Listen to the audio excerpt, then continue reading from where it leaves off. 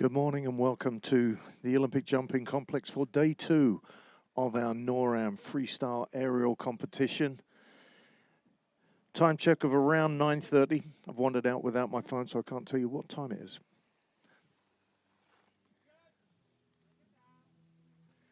That's what you're going to be watching. Happy Canadian coaches clapping above their heads. Good day yesterday for Canada. Gold in both men's and women's divisions. This afternoon, the ladies will jump a little earlier than previously posted. They'll be starting their competition at 1:35, but we've got boys getting underway starting at 10. No more than 4 jumps is what it said on the competition schedule. So men's qualification warm-up, max 4 jumps. I don't know who's counting, but that was the plan.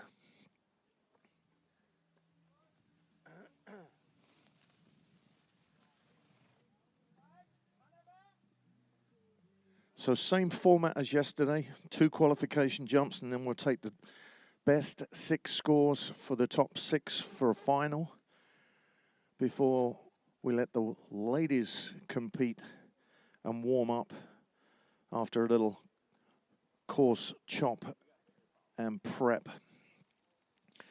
Athletes have been out early this morning, came out at 8 o'clock for speed checks. Now we've had open warm-up since 8:45. That closes at 9:45, and then we get underway once we've got in touch with all of our judges who are remote all over North America and in Europe. We're going to be getting going as quickly as we can as soon as those judges are ready.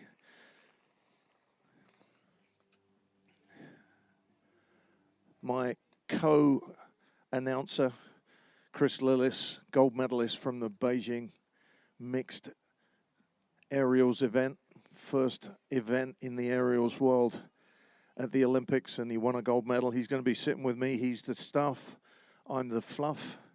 My name's Stuart Hemsley. I'm your MC from across the sea. Welcome to Lake Placid, the 2-time Olympic village that is Lake Placid. It's not every 4 years in Olympics, it's every day right here in Lake Placid.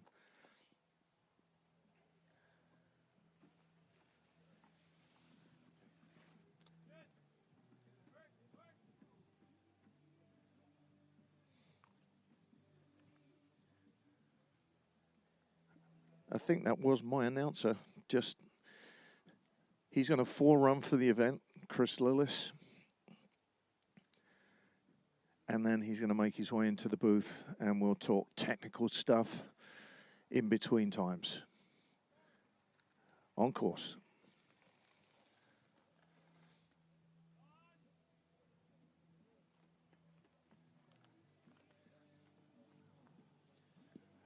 Okay, so 10 o'clock is when we start men's aerial qualifications, 18 athletes, 2 jumps, and then down to a final 6.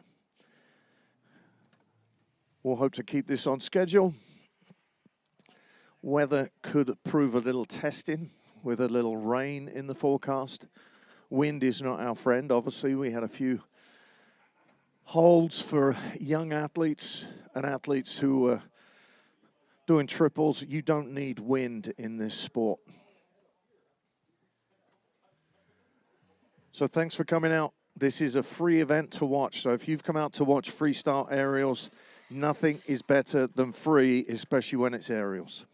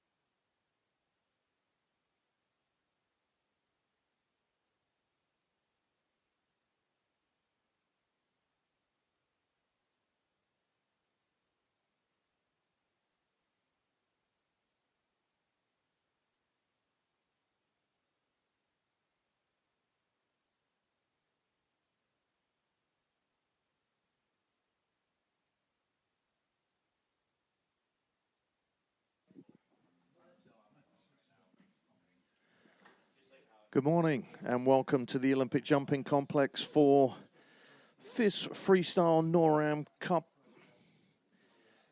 Second day of competition, and we'll be getting underway in around 15 minutes. Got a time check of 9:45. Athletes just completing their last of 4 training jumps before we go into an 18 athlete qualification for men and 15 athletes represented in the ladies division. Men will jump this morning, teams from Canada, US, Japan, and Australia. And the same mix of 4 countries for the women that jump at 135. There will be jumping in between the men's final, which is the top 6 from the 2 qualification jumps before we go to women's.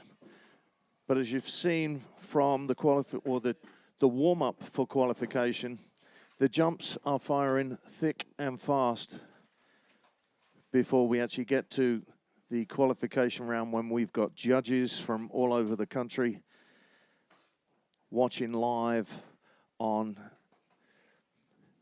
video cams and then sending their messages and scores through for the head judge to release, and then we'll read them to you. We got Victor Primo is going to be our first athlete representing Canada, followed by Ashton Solwall.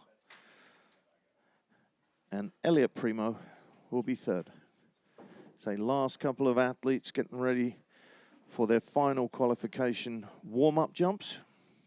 My name's Stuart Hemsley. I'm your MC from across the sea. I'll be joined in the booth by Chris Lillis, a young man who I watched grow up in our freestyle aerial pool with his brothers and has made it to the big show and won a gold medal in Beijing. So definitely got some quality alongside me, and we'll keep you as informed as we can about who's jumping, the jump that they'll be doing, and then Chris will critique the jump. And yesterday he was doing a great job on estimating the score and position. And we'll talk about the bubble on the second qualification round of jumps, where people get bumped out or jump in to the top 6 for their final jump. Now, that final jump is scheduled to be around 11:20. Men's final 6 around 11:20. So we'll be jumping from 10 o'clock through until around 11:35 with the men before we move over to the ladies, who will start jumping at around 12:20. Stop by the Waffle House. They've got all kinds of beautiful food in there. I saw credit card only. So don't go there with cash, kids. Take mom or dad. And make sure that you get, I heard the chocolate on a waffle is good. Anyone else in the judges' tower had the waffle? Waffle with what? Chocolate, exactly. So waffle with chocolate, can't go wrong. So go see the Waffle House. He is open right now. If you haven't had breakfast, go get some waffle with chocolate.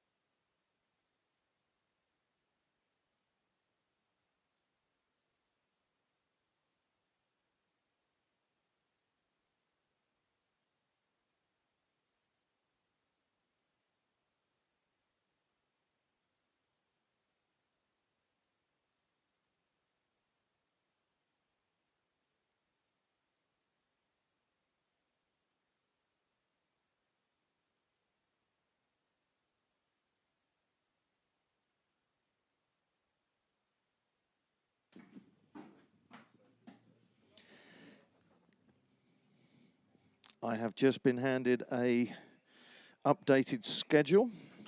Women's qualification warm-up jumps start at 12 o'clock, so we're not going any later than a 12 o'clock start for our 4 max jumps for our women. Competition for the ladies starts at 1:15.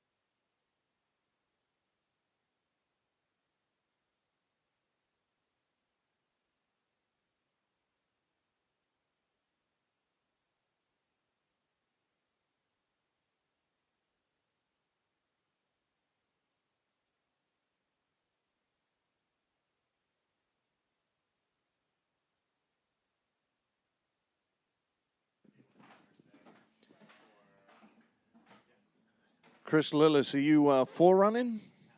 No. Okay. I'll see you in my office as soon as you're ready. Okay, so time check right now, 9:55. 5 minutes until we're destined to touch base with all of our judges. Helena Carpenter, US, Dana Licorice, Canada, Dejan Ladik in Slovenia, Daniel Murphy in Canada, and Jocelyn Volpe in Canada. Those are our judges that are remote.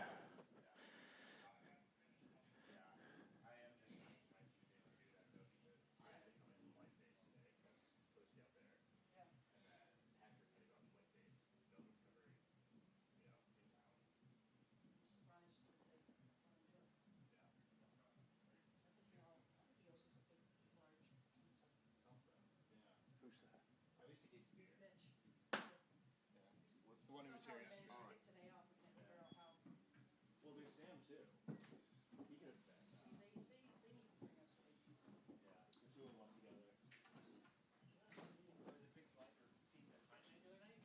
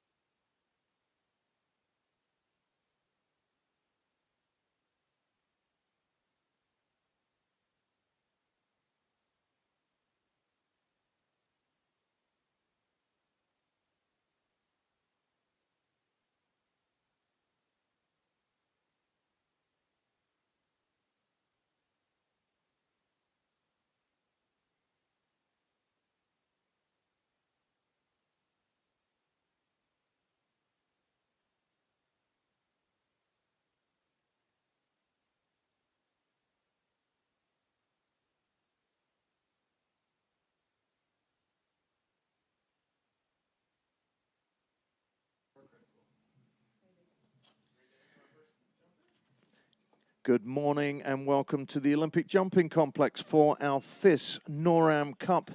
Day 2 of competition. Men just 3 minutes away from starting, and I'm joined here with the man, the myth, the legend, amongst his teammates who heard him commentate for the first time yesterday and critique them. Chris Lillis. Good morning, Chris. Good morning, and happy to be here. Should be a pretty spicy day of competition with some little more wind and weather than we had yesterday, and men are still throwing some big tricks up there, so excited to see them start launching. Do we think they're going to go bigger today? Well, the wind has been swirling around. I just think it's going to be a little bit unpredictable out there, and everybody's done a really good job of making it work during training, and the tricks were even bigger than I expected. So high level degree of difficulty from the field today, and I'd say even more triples than we saw compete yesterday, so it should be exciting. Good, good. We're getting in touch with our judges right now who are remote and under the control of our head judge, Chuck Search. You know Chuck? Well, not personally, but I know him by the scores that he's given me. Oh. I know him personally well, but, as well. But you know, a lot of these guys have had a lot of experience judging and judging on NorAm competitions as well as World Cups, and so an experienced field of judges today. And thanks to our technical delegate, Guy Andre, for coming down from just north of Montreal. He'll be leaving immediately following this. He's got a 3.5-hour drive back. Lovely fella, our TD, Guy Andre. And Chief of Comp, Chip Draper. He doesn't travel from that much further away than the bobsled track. And his guys, Pat and Manny, Evan Bliss and Evan Greenberg, Brad Preston, his Chief of Hill, and Raymond have done a magnificent job on the hill. Wednesday, it didn't look good. Thursday, it looked absolutely magnificent, and it stood up yesterday like nothing had ever happened this week. Yeah, the Lake Placid crew has done an amazing job getting this jump site ready for the last 3 weeks, and especially through the last week with all the weather and rain that came in. We haven't held an event here since the 2019 World Cup up until yesterday, and I'll tell you what, these guys didn't miss a beat. This is one of the best sites in the world, and the jumps and the facilities and everything look amazing. And that wind has turned around from yesterday.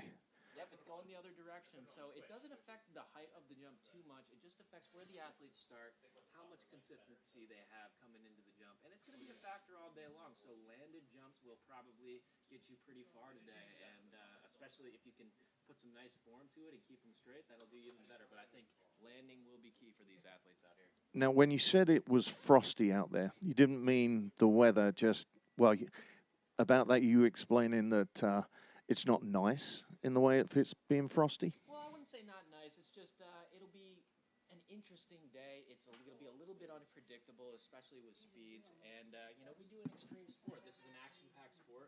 And when the weather gets nice and it's no wind and it's very sunny outside, these athletes really show out. Now they're going to really have to lean on their experience and their air awareness to put these jumps to their feet in unpredictable conditions. So we are live on YouTube. And I think Danny Loeb's mum was watching. She was enjoying our interaction yesterday. I enjoy having you here because, as I say, I'm the fluff, you're the stuff. So if I ask too many questions, I'm sorry, but there are a lot of people out there in the crowd that also they certainly will learn from the way you explain the jumps and the scoring.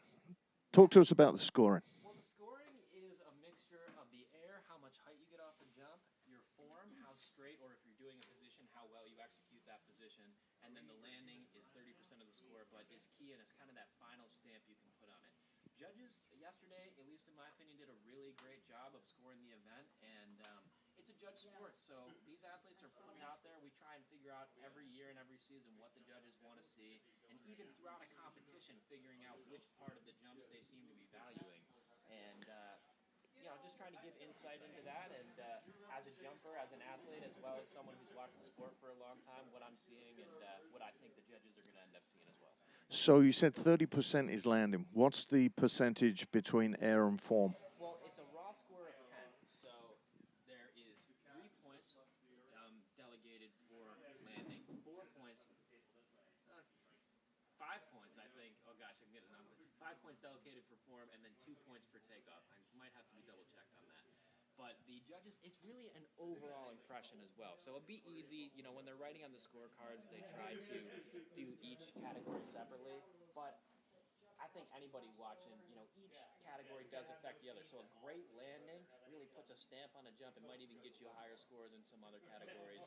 And, you know, a beautiful jump that isn't landed, obviously, usually there's mistakes made in that, whether that be in your control, the decisions that you made in the air, what range, which is, you'll see athletes using their arms to flip and twist, and how far their arms are above their head, or whether they have their arms close to their body, or even bending their knees to pull in.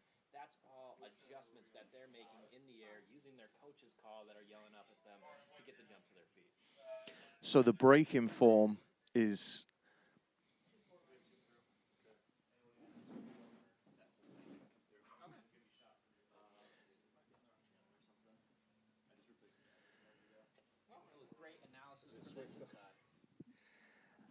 Okay, we're just checking Chris's microphone. You might not have heard that. May not have heard that beautiful explanation of the 3 points for landing, 5 points for form, 2 for air. And that's broken down with the, or that's multiplied by the difficulty, correct? That is correct. So it's multiplied by the degree of difficulty of the trick. So a higher degree of difficulty with more flips and more spins will, you know, will multiply that score and get it higher. It is not out of 100, but a really nice scoring triple will be usually over 100, and a very nice scoring double will be, you know, in the high 80s to 90-point range. Okay, it might have just been a simple case of switching the microphone on. All right, I think maybe I'm in now. I can hear myself. All right, so ready to go. Ed from Bullet Timing, how far are we away from judges ready? I believe judges are ready right now. The judges are ready. And our first athlete, we will find out what their jump is going to be, is Victor Prumeau from Canada, bib number 4. Is this an athlete or a forerunner? No forerunners going today. There's no forerunners? Oh, we have one forerunner. Well, I'm one of them, and I didn't do it. Okay, apparently we don't have 2 forerunners because one of the forerunners is sitting next to me. So we'll just wait for confirmation on a forerunner before we start our competition. No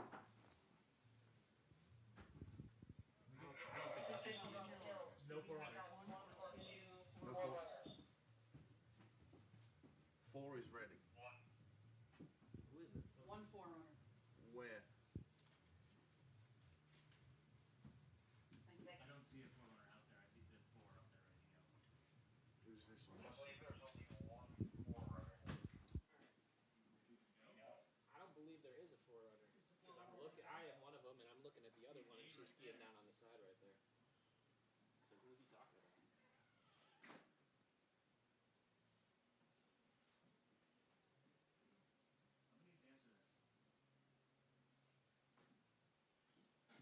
Any forerunners? One. Nope. I don't think we do. I don't see anybody. I'm one of them, and Winter's the other one, and she just skied down on the other side. This is the one.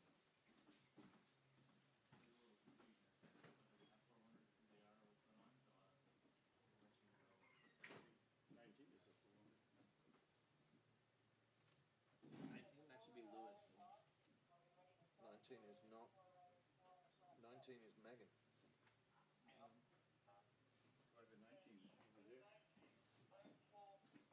Yeah, that's a jumper. Bib 19, back full, kicker 1. That'll be a forerunner. Forerunner going. Okay, the forerunner is bib number 19, going off of kicker number 1. And then we will get Victor on course. Bib number 19 is on course, kicker 1.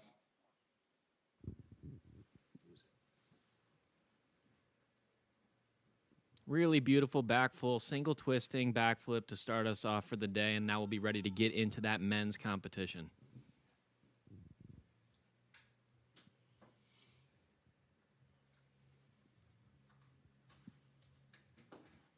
Jen, you got a jump for 4?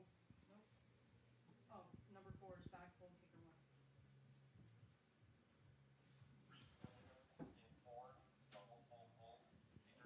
Hold on. Double full, kicker 3, they just said. So our first competitor of the day is going to be Victor Primu. He is the older brother of 2 Primu brothers that'll be jumping in today's competition. He'll be throwing a double full off kicker number 3, and he jumped his way into the finals yesterday. Judges are ready.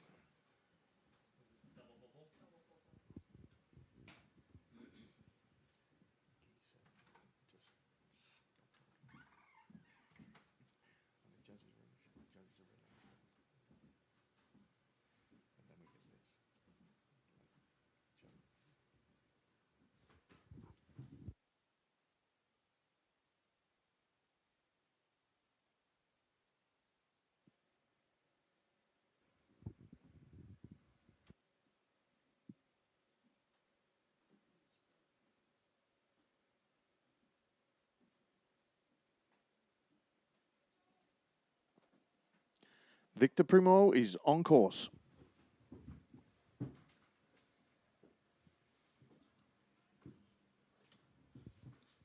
Just a little bit of trouble on the landing there for Victor. These athletes are having a lot of trouble with the wind, trying to get that speed adjusted, and just kind of a little bit of an unnecessary form break just before he hit. Looking like he was coming in pretty good. The jump was massive. Beautiful form on the first flip with 2 very tight twists that finished at a very nice time for the judges, and just he'll be looking towards round number 2 to hopefully put a solid jump to his feet and make his way into the finals.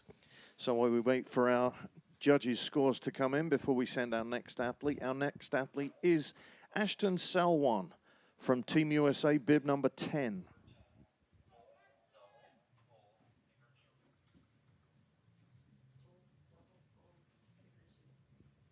So if we look, that wind flag on the looker's right-hand side is very straight and a very strong headwind in today's competition.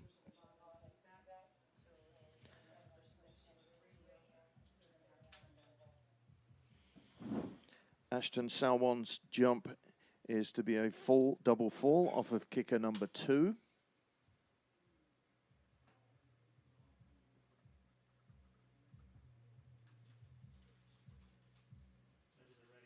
And the judges are ready.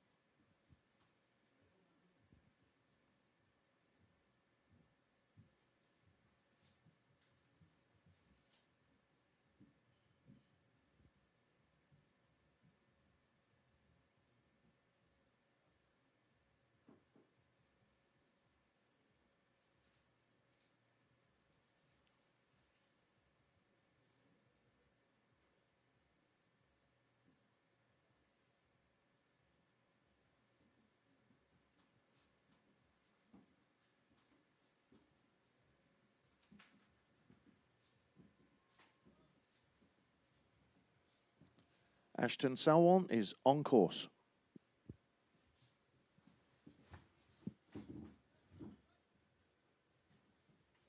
Wonderfully done, full double full. If you saw on the second flip there, he twisted the whole thing with his arms above his head. We call that a taffy maker. It's a nice little nickname for the ranges that we're using. And Ashton will be stoked with that one, jumping in some tough wind. He's a younger jumper, really trying to make his name on the NorAm Tour and putting down a really solid jump in round one.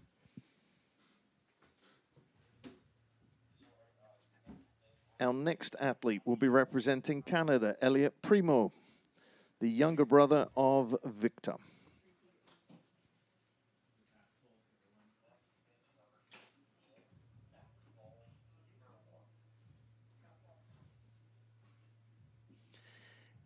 Elliot's jump will be a back fall off of kicker number 1, bib number 15.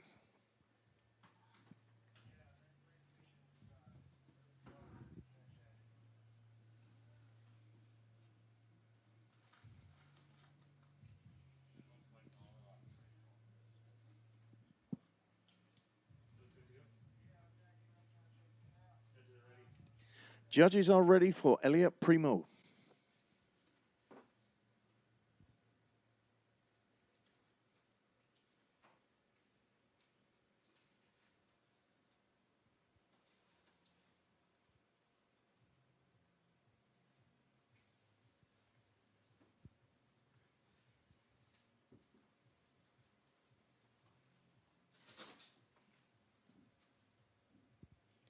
Elliot is on course.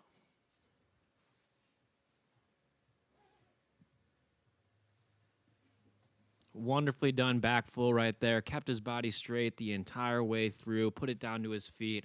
And for Elliot, he's a young jumper, just trying to get some solid experience in today's competition. A little bit on the lower end of the degree of difficulty, but I've seen him do some doubles on water, and I think that he's just trying to get some solid jumps off the single and before he makes his step up to the double in NorAm competition. So your progression from the water to snow, how soon after jumping on water do you take it to the snow? Well, it's really a question of your coaches. You know, they watch you jump every day. It's really like we do summer-long projects where you'll set some goals at the beginning of the summer, maybe some trick packages that you're trying to accomplish.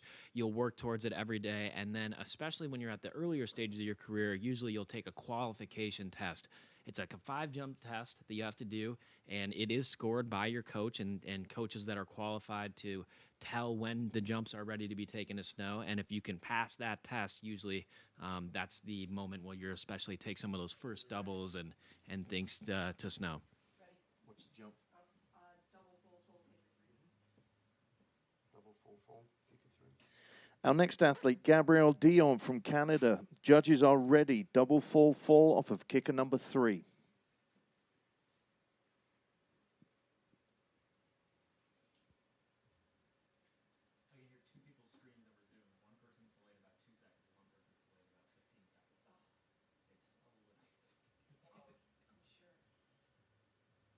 Jen, you can shout that at any time. Okay. Wow, really solid jump done by Gabrielle there. One of the nicer millers we have seen, double full fulls the whole weekend long and done in some pretty tough conditions. Our next athlete will be Alexander Duchesne. Young man who had a good day yesterday, Chris. Yeah, ended up on the podium and made the step to triples right on his first day on the site. We have a score in for Ashton Salwan going into first place with a 90.59 on his full double full. One of his better scores in competition. It's all good now. What do you got, Jen? Everything's working good here. We're jumping now. So. Jen? Thanks. What do you got? Nothing. This will be our first triple backflip of the competition, and a lot of these athletes took that step up in degree of difficulty despite the hard conditions. So first triple backflip of the day coming up. Full, kicker 4. Alex is on a full from kicker number 4.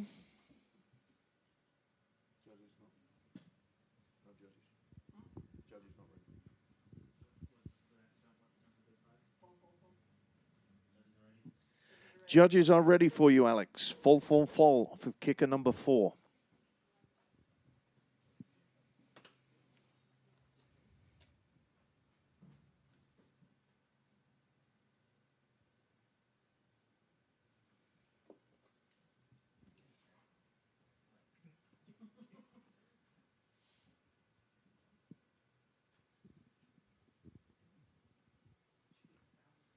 Alex is on course.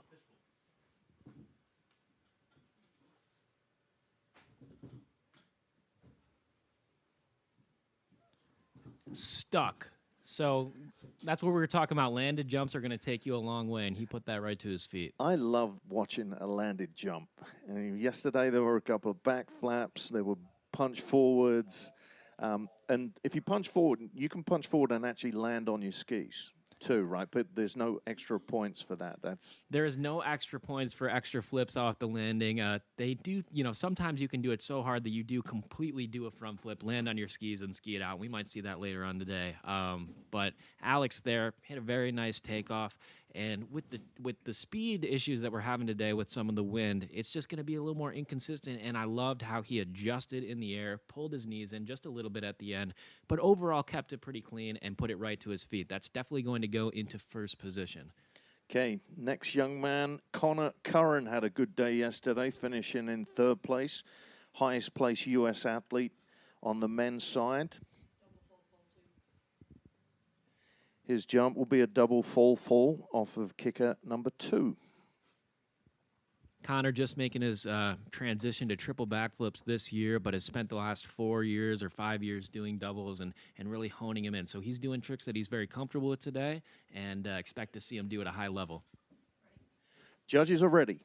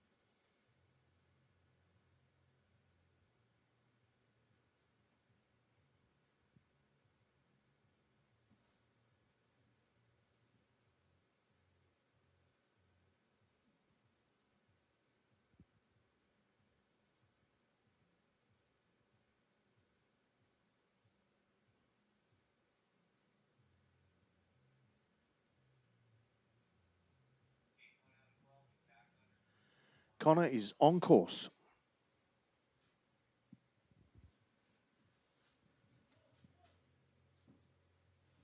And that is our first punch front of the day. Really, for Connor there, just having some trouble with the speed. Not quite enough speed for him to do a high-quality double full, and he'll be looking towards the next round to improve on that.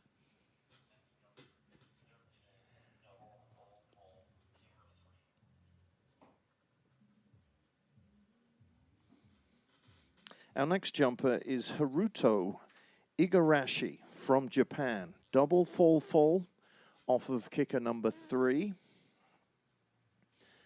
Familiar name has gone in at the top of the leaderboard right now. Yeah, Alexander Duchesne putting a triple to his feet, hopping into first position with a 94.77, ahead of Ashton Salwan, holding tight at a 90.59, and then Gabrielle Dion in 3rd place, just barely behind Ashton with an 89.53. So those are our top 3 at the moment.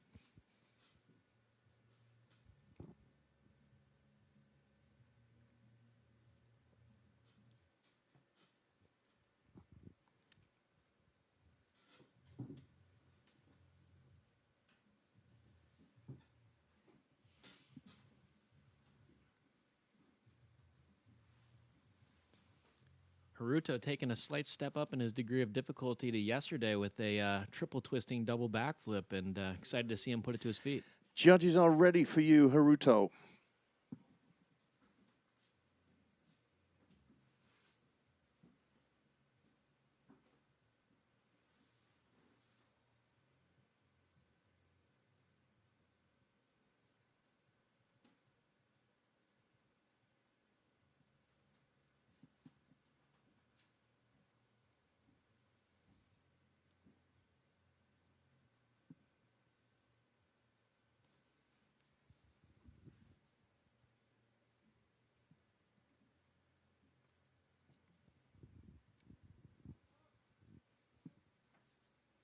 Haruto is on course.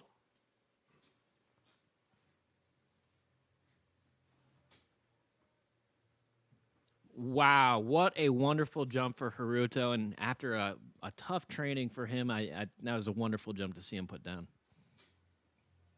Small team from Japan, just male athlete, female athlete, and one coach. Yeah, it's just a small team traveling. They have a very robust developmental team in Japan that I've seen jumping, some younger kids, and just maybe, trying to stay jumping at home and develop there before they start traveling to the North American Cup Tour and to the World Cup. So expect more athletes out of Team Japan in years to come, but we're happy to have them here and participating in this NorAm event. Good stuff. Emile Nadeau is up next, representing Canada, bib number 1.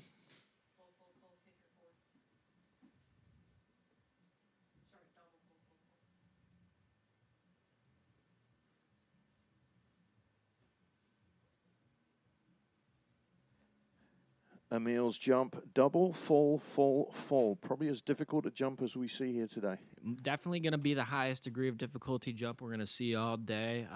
Going for it on the first round, trying to put a stamp on it and get his way into the final round.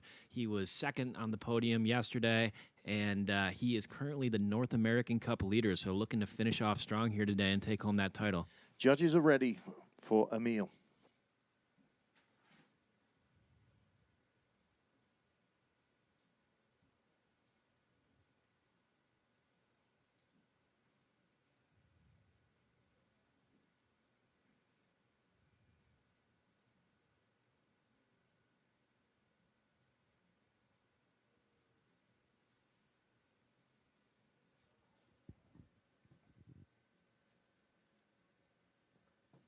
Emile is on course.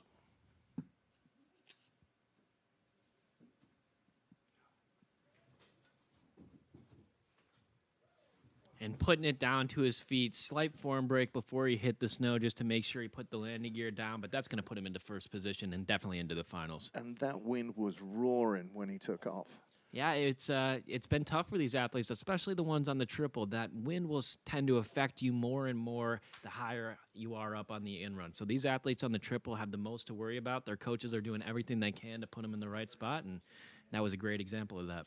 So when you look at Matt DePeters is up there talking to U.S. athletes, Emile was up there on his own. What's the purpose of a Matt DePeters? Not that he's never welcome here. He's always welcome here. So Matt DePeters is our top coach, is what we'd call it. We have a few top coaches up there, Matty Varmette being for some of our younger athletes. And he's someone that we really lean on. He helps run the speeds and get the athletes in the right spot, as well as the right mental space before they jump.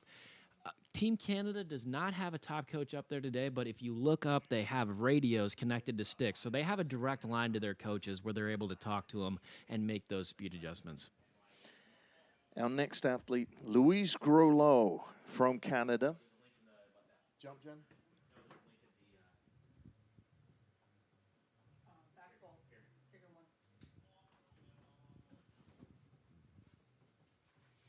Louise Grulow's jump, a back fall off of kicker number 1. The judges are ready for you, Louise.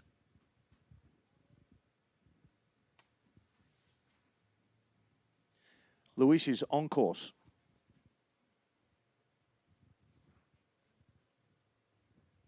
Pretty well executed single twisting backflip right there. Just a young athlete trying to get some experience and put down some solid jumps in competition. Nice job, Louise. Next up, representing Team USA, Bodin Napolitano. Bib number 17.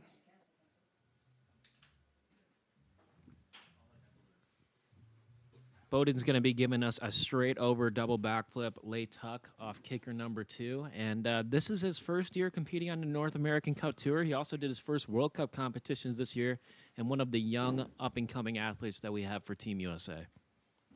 Score in for Emil Nadeau going into the top spot with 103.62. And that'll be enough to carry him into the finals and jump for that North American Cup Tour Championship. Good jump, Jim. 17 is a lay kicker too. Judges are ready for Bodin.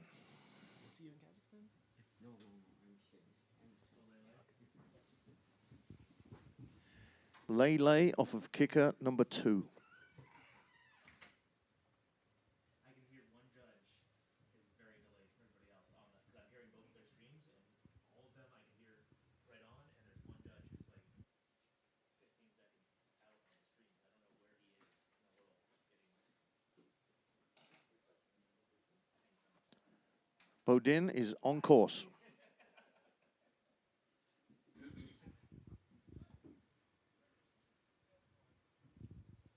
So going over the handlebars there, just not quite able to hold on to the landing. Might have wanted just a little bit more speed or a little bit more flip rotation coming off the jump. That's why you saw he had to bring his knees in right before landing. So not enough speed, you say? Well, it can be a combination of things. You know, each athlete may be going for, you know, their own preference on how high they want to go off the jump, and that's a decision made with their coach before they go. But as far, it's a combination. You want good flip rotation coming off the jump, but as well as, you know, the correct speed. And if one of those things is off, it can lead to adjustments needing to be made. Our next athlete from Canada, Mia Fontaine, bib number 7.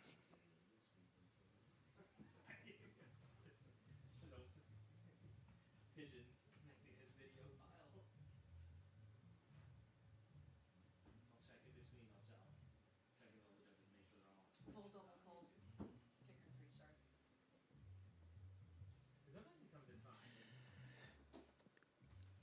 Mia's jump will be a full double full off of kicker number 3.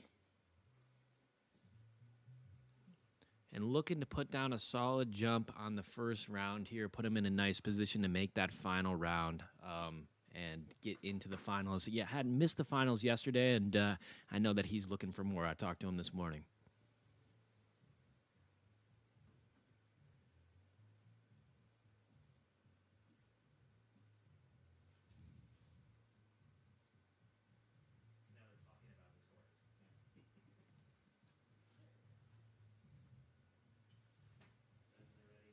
Judges are ready for Mia.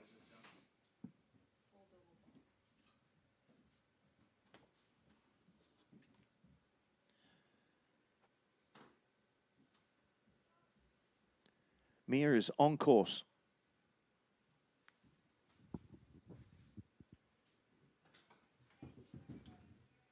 And a beautifully done full double full. So good to see from Mia after having some trouble with the landing yesterday. Put it down. He is one of the most talented young Canadian jumpers on the World Cup Tour and the North American Cup Tour. So just great to see him put down a solid jump on day 2. Thanks for coming out to the FIS NorAm Cup. Day 2 of competition. Our next athlete will be Riley Flanagan from Australia. You've made it out of town. Riley has made it here from down under. And just reading off a few scores that have come in, Haruto Igarashi coming in with a 78.96. And our top 5 athletes right now are Emil Nadeau with 103.62, Alexander Duchesne, 94.77, Ashton Salwan holding on in third at 90.59, Gabrielle Dion with an 89.53, and Haruto Igarashi in 5th right now. I have a feeling that Mia Fontaine will definitely take the lead on the doubles so far today and might even get into 2nd place. What's the jump? Lay full. 2.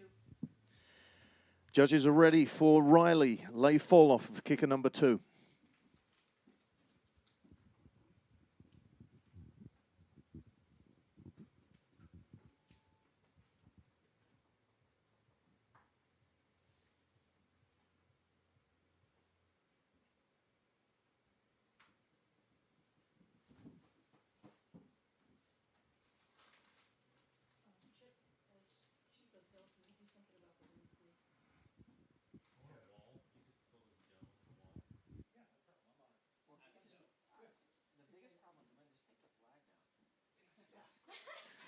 On course. I'm with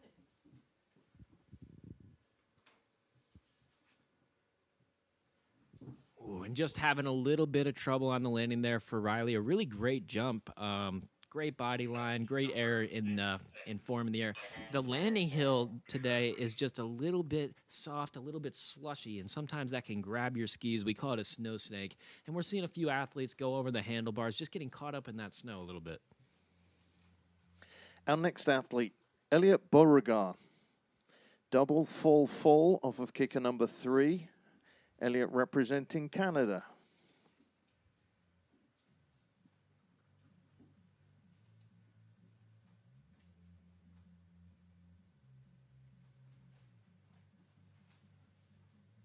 I forgot I was going to bring my little Craftsman dust buster and suck up these flies today. I forgot it.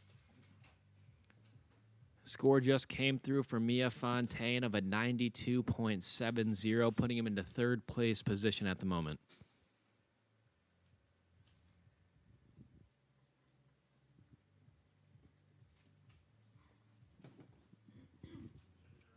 Judges are ready for Elliot.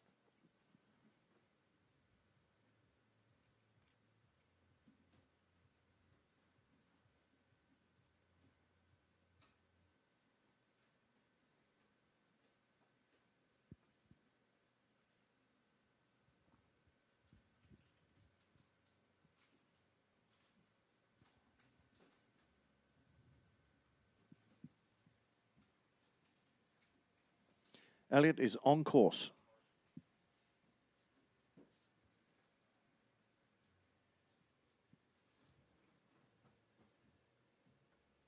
And just having some trouble with the wind and a little bit with the landing there.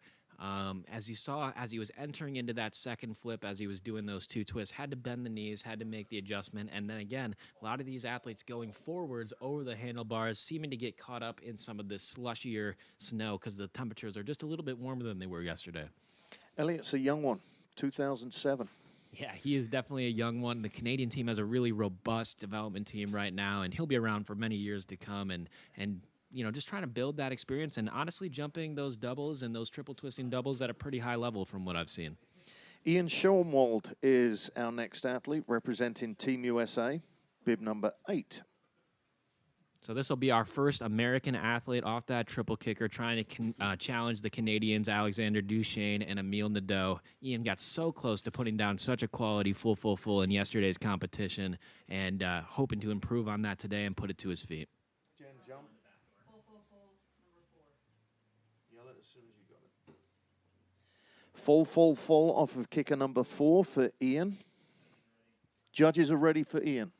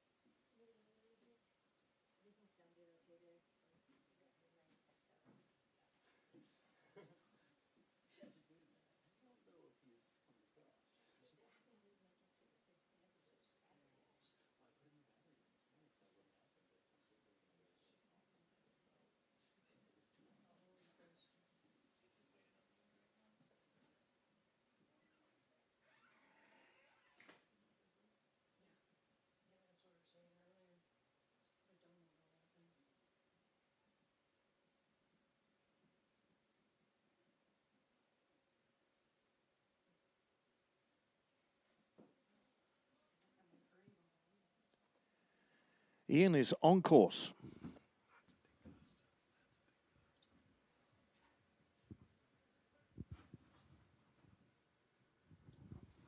And just having some trouble getting the speed quite right there. Kind of over-adjusted for being a little bit slow coming off the jump, which is what led to that slap back. But just tough weather to do these triple backflips in. Brutally long hold for him there. Now, in a World Cup, they wouldn't get that much time.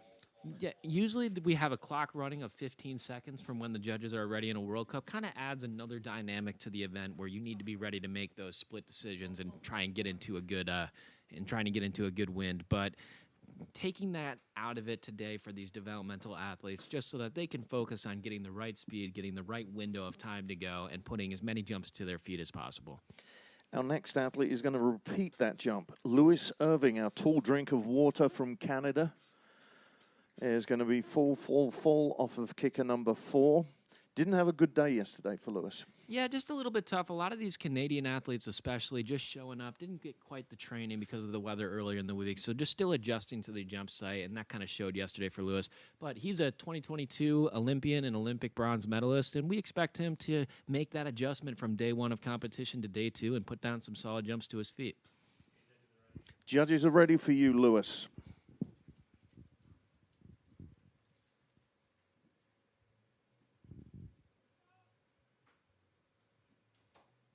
Lewis is on course.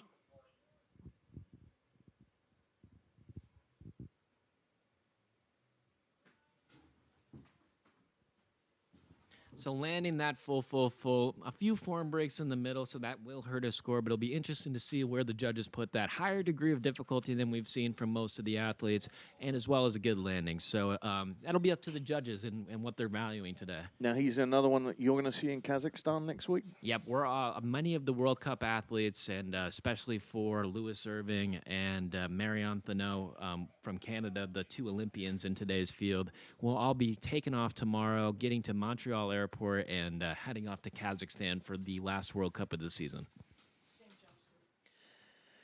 Our next jump for Pierre Cote, full off of kicker number 4.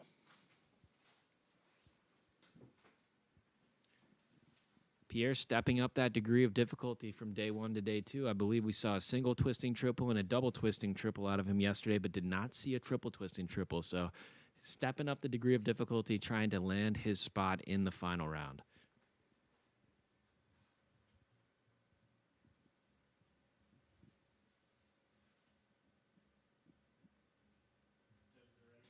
Judges are ready for you, Pierre Olivier.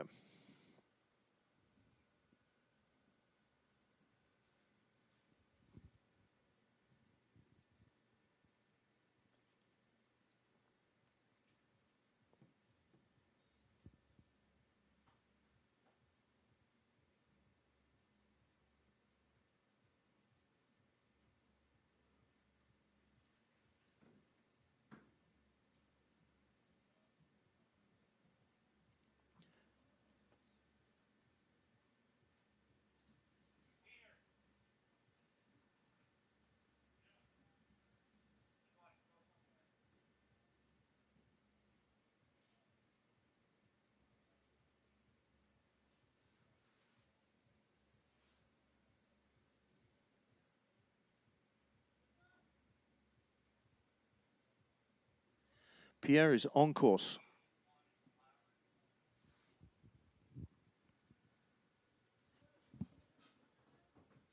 And putting it down to his feet, another jump where the adjustment had to be made on that third flip, bringing his knees in. These athletes are dealing with extreme headwinds at the moment. And a young guy putting down a triple twisting, triple backflip, and I definitely think that'll land him into that top 6.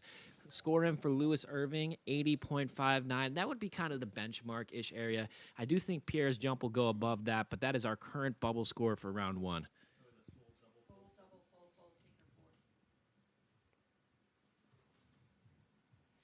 Our next athlete, Derek Kruger, had a great jump in his first round jump last in the top 6 yesterday, so was expecting to do do well, but didn't land his jump, I believe. Yeah, Derek just had a great first round jump, one of his better jumps I've ever seen him do with a quad twisting triple backflip, and then had a very similar jump on his last round, just went over the top, had trouble holding on to that landing, and was just, this close. So hoping to see Derek put down another solid qualification jump, and then when he gets into that final, to put it down, the Krugmeister.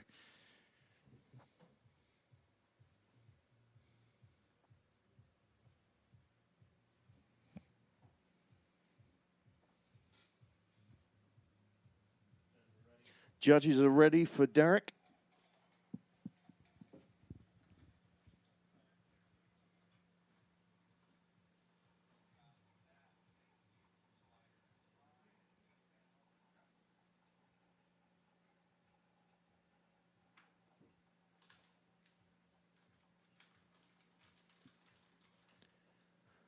Derek is on course.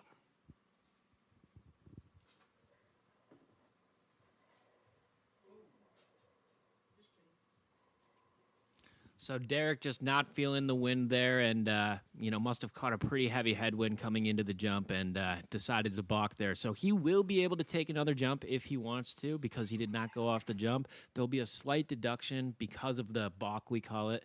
But just glad to see Derek making good decisions to keep himself safe. Is he gonna go back up and jump again right now, or are we on to the next competitor? That's not up to me, but he can if he wants to. I don't know if he. Oh yeah, move on to the next competitor for sure. Okay, we do move on. Okay. Yeah.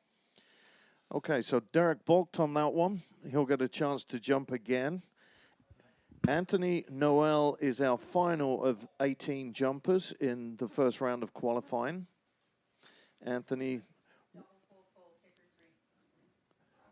representing Canada. Double full off of kicker number 3. Are you guys ready for the next jumper to go? Okay, judges are ready. Judges are ready for Anthony.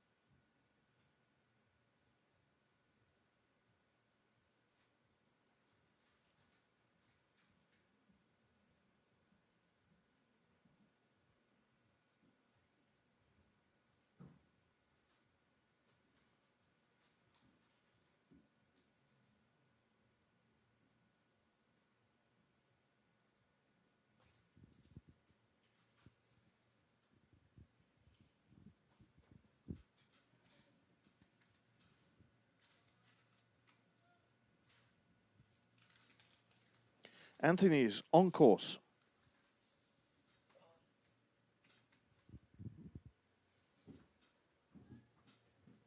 Oh, and just not quite able to put that jump to his feet. Did a really good job. Looked like he was maybe coming in just a hair slow, giving it some juice on the takeoff so he could keep that straight. Just needed to put down the landing gear, and he'll be looking towards round 2. So that concludes our first round of jumping. Let's talk about the bubble, because that's where it really comes in this second qualifying round of jumps, Chris. Yeah, I'm actually surprised and impressed with the scores on the bubble, considering the weather we're dealing with today. So our top 6 are currently in first place: Emile Nadeau, Alexander Duchesne in second place, Mia Fontaine in third, Pierre Olivier in fourth place, Ashton Salwan holding on in fifth, and Gabrielle Dion on the bubble with an 89.53 as we go into our second round. Those scores carry over into the second round, but those athletes that are outside of it will be trying to put down a solid jump and get into that top 6. Just one U.S. athlete in there after Derek balked, because we would expect to see Derek in that top 6. Yeah, we're hoping to. He's got to put down a solid jump. Like I said earlier, the conditions on these triples are going to be tougher, so it's kind of high risk, high reward. If you're able to put it to your feet, you can expect to see yourself in those top 6, but it's no easy task today. So hoping for a nicer jump for Derek on round number 2. I'm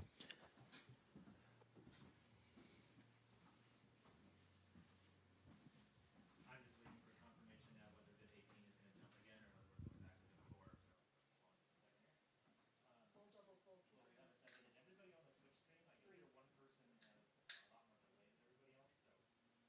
Okay, our next athlete will be Victor Prumeau from Canada. Full, double, full off of kicker number 3. His first jump was double, full, full off of the same kicker. Chris, just explain why they're not able to do the same jump. So just kind of show a diversity in your trick package. Going from the qualifications to the finals, they are allowed to repeat, but in these first 2 qualification jumps, the jumps have to be different in order to show, a more versatile package. And, you don't want to see athletes just throwing the same trick over and over again until they can get it. So Victor had a little bit of trouble on his round 1 qualification and just missed the landing a little bit. And I know him, he's hoping to put down a solid full double full, put himself into the final like he did yesterday, and he can do it. A 90-point jump is 90-plus point jump is most likely what it's going to take to get into the finals. Judges are ready for Victor.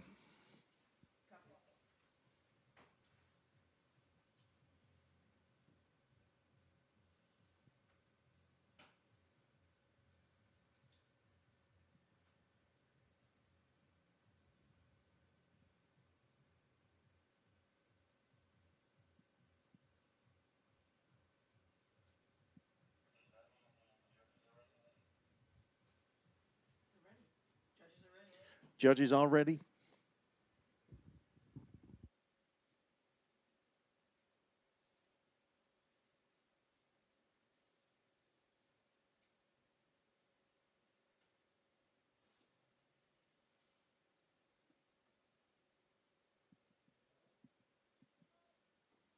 Victor is on course.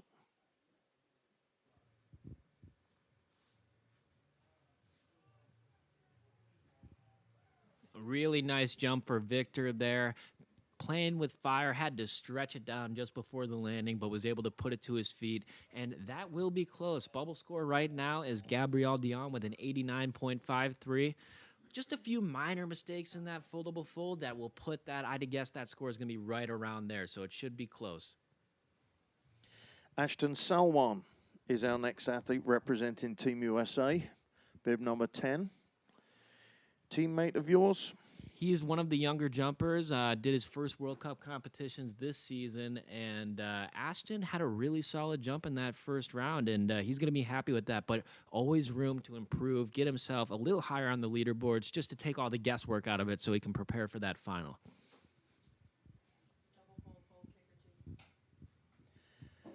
Ashton's jump, a double full full off of kicker number 2.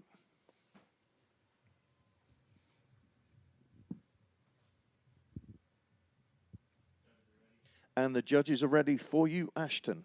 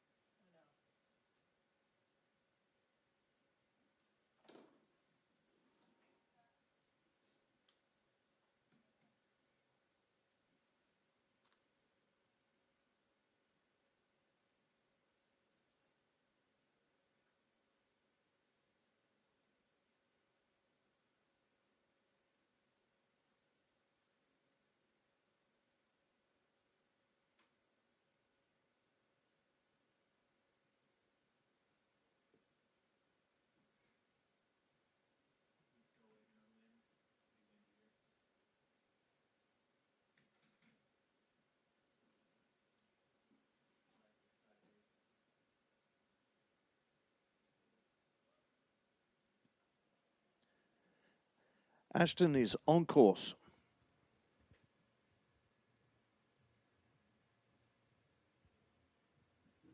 Really solid jump for Ashton there, especially dealing with some difficult wind. I'm not sure it's going to overtake his first round jump, so he might have to play a little bit of a guessing game with the bubble here. But a really solid day competition for Ashton, especially for a young jumper jumping in some tough conditions.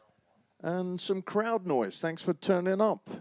Eventually, these guys have been here since 8 o'clock this morning. Triples for breakfast was what you said, Chris. Yeah, it was definitely an early morning for the men's field, and appreciate spectators coming out. Grab yourself a waffle, a coffee, and get loud. The louder you guys are, the higher we'll go. That's for sure. Our next athlete, Elliot Primo, with a double full off of kicker number 1, representing Canada. So a little bit of a hopscotch on the scoreboard from jump number 1. Victor Primo going into 5th place with a 90.94. That moves Gabrielle Dion out of the top 6 and makes our new bubble score, Ashton Salwan, with a 90.59.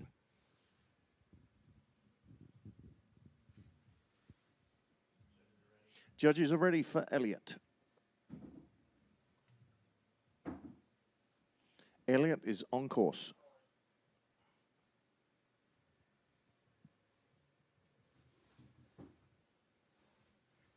Solid back double full there. 2 solid jumps out of Elliot, and got to be stoked for Elliot watching his older brother compete, kind of showing him the way and showing him, how these tricks are done at the higher level. And he'll be rooting for Victor to hold on to that top 6 position as we finish up round number 2 of qualification.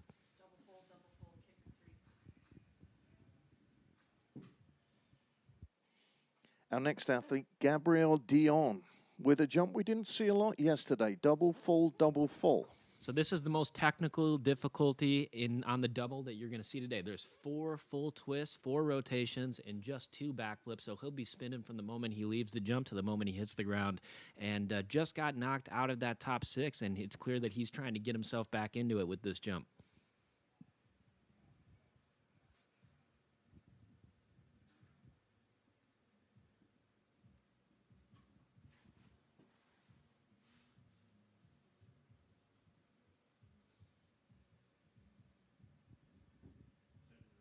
Judges are ready for Gabrielle.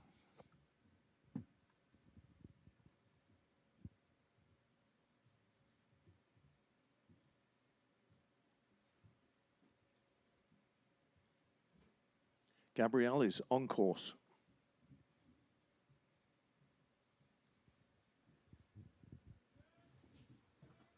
And wow, putting that quad twisting double backflip down to his feet, that's going to get him back into that top 6. So he got knocked out the jump before, and he'll be right back in there after that jump. One of the nicest doubles we've seen all day. So when you arrive here at the ski jumps, how do you start getting mentally into the twisting? You come here, you do speed checks. What is your preparation for the twisting? Well, I'd say that this sport is roughly, 70% muscle memory and maybe 30% mental. So there's a lot of visualization and warm-up techniques that we do as athletes before we start jumping. But a lot of it, you got to get out there, you got to start your speed checks, talk to your coach, and then you let your body, do the trick, and that helps you to feel comfortable. One more time, Jen. Lay double, full, 4.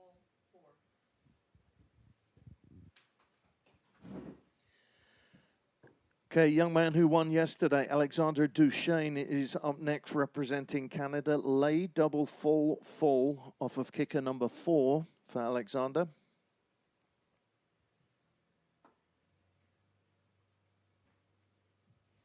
Currently sitting in 2nd. Yeah, Alex has been pushing the degree of difficulty all week long. Ready? Judges are ready for Alexander.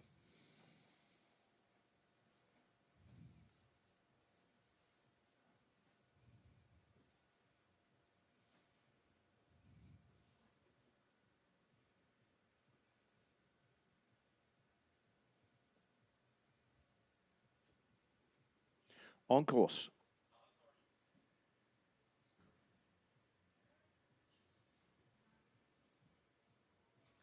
And putting down another solid jump for Alex there. He'll be in the finals, and now he's just getting tuned up to, and we'll see which high degree of difficulty trick he throws in that final to try and take down the win and potentially knock off Emile Nadeau from that lead. Emile Nadeau in first place for the competition, as well as leading the North American Cup Tour right now. Final day of the North American Cup Tour, so we'll be crowning a champion later today.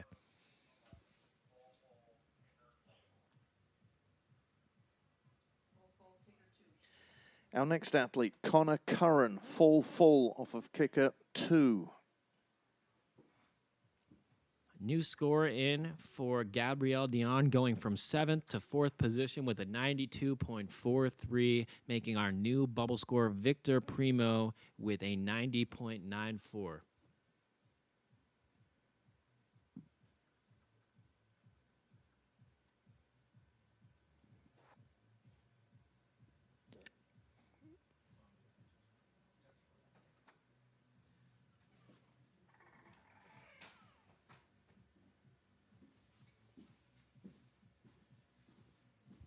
Full 2. Are they ready?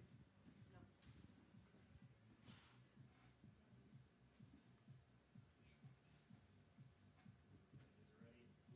Judges are ready for Connor.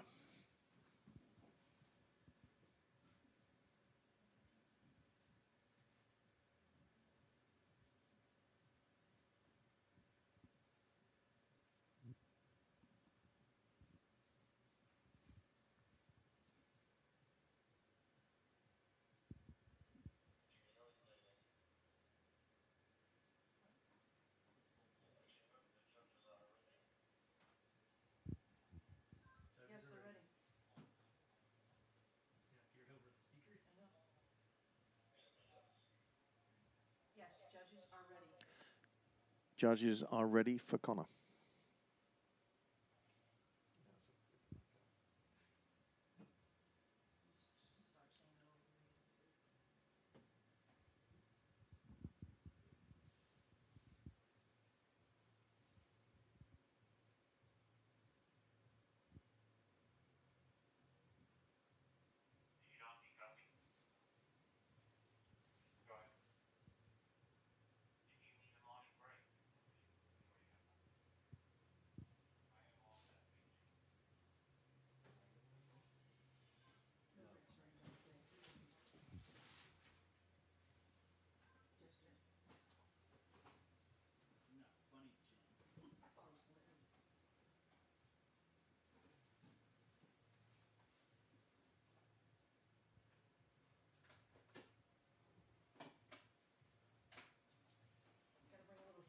Connor is on course.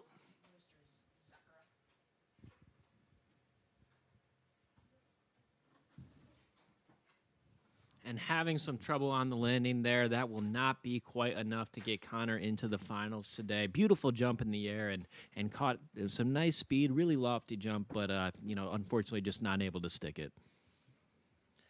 Our next athlete represents Japan, Haruto Igarashi.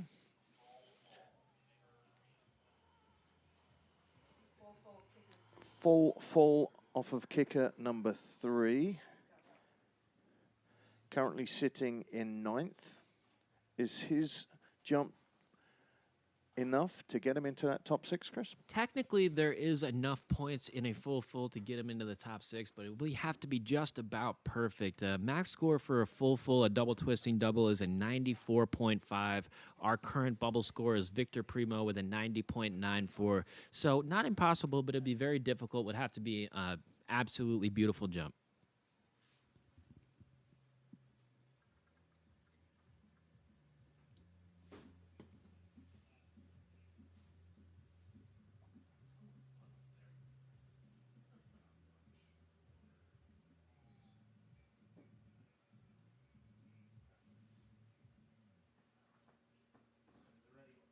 Judges are ready for Haruto.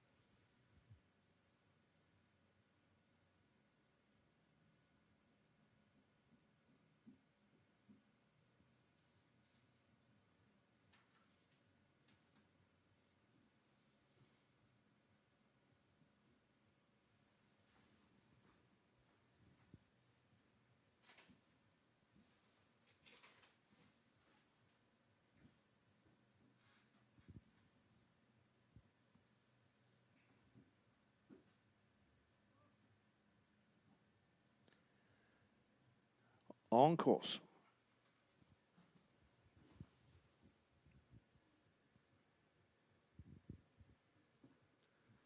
Beautiful full fold there from Haruto. Just a little bit chest down on the landing is going to be just enough to keep him out of that final six. But a much better day of competition for Haruto today than yesterday, and that's what you want to see out of a young jumper. Now, who do the Japanese train with? Who do they partner up with? They have a very close relationship with the Canadian team, which is why you see Haruto and his Japanese team here doing some training and some competitions in North America. They do have a very large development team in Japan and are hoping to build more World Cup Tour athletes over the next couple of years. But just good to see some good synergy between those two teams and helping each other develop and build the sport. Emile Nadeau is up next, representing Canada, bib number 1.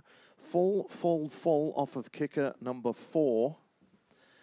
Right now, the bubble is absolutely full of Canadians. It is. We had 100% Canadian participation in the final right now. A few more American athletes at the end of the start list here to try and break into that and give us some representation. Emile Nadeau leading the NorAm Tour, leading your scoreboards right now, and just trying to get tuned up for that final round, which he'll be in, jumping for the Tour Championship.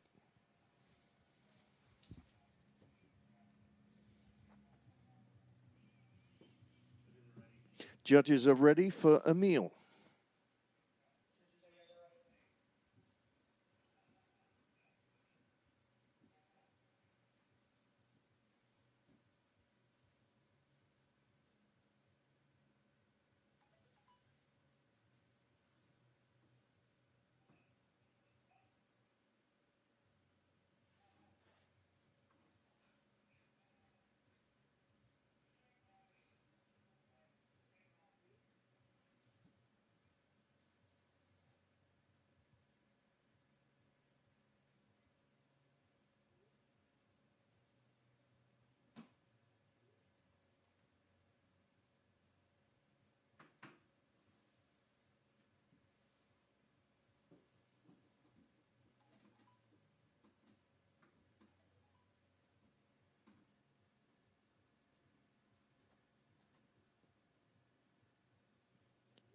Emile is on course.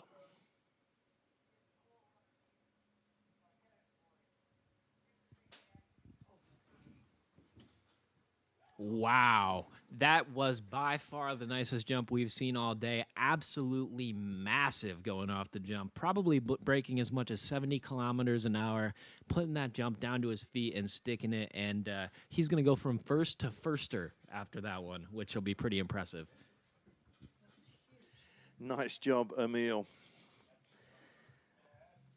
You're watching the second qualifying jumps as part of the men's side of the FIS Freestyle NorAm Cup Finals. The final event for the men for the season. Overall awards will be announced this afternoon. And we still have a jump off of the top 6, all of which are Canadian right now.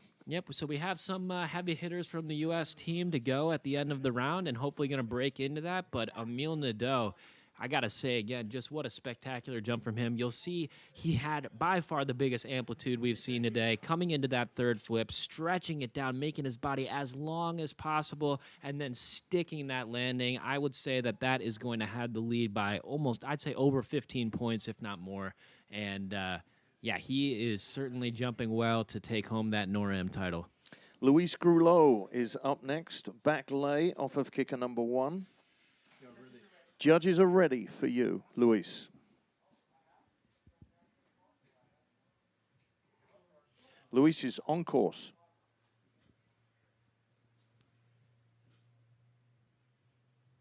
Really solid back layout for Luis again. So 2 really nice jumps for the young Canadian, just starting to get going on the NorAm Tour, and great to see him jumping well in some tough conditions. Bodin Napolitano is up next, bib number 17.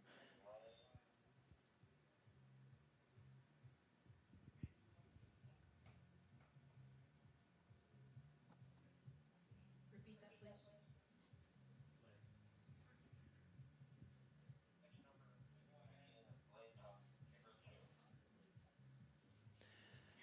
Bodin's Flight plan, lay tuck off of kicker number 2.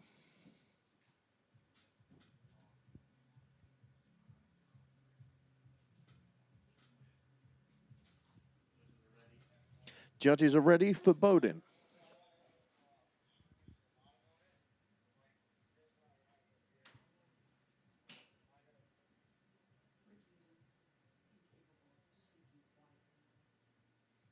Bowden is on course.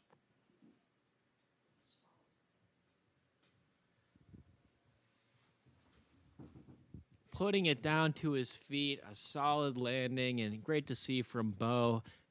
Having a little bit of a tougher jump on his first round jump, but just getting his first year of NorAm competitions, and also did his World Cup debut this year. A young jumper for Team USA, and anytime that you can put those landed jumps in the bank, that experience just grows and grows. So great to see from Bo.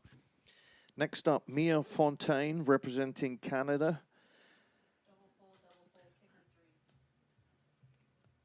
3. Another replication of the most difficult jump off of kicker number 3, a double fall, double fall.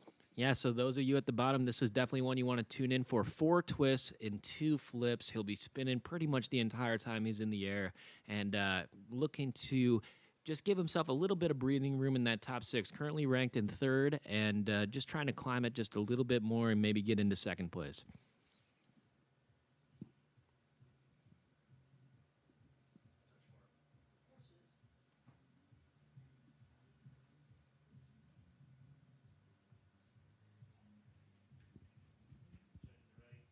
Judges are ready for Mia.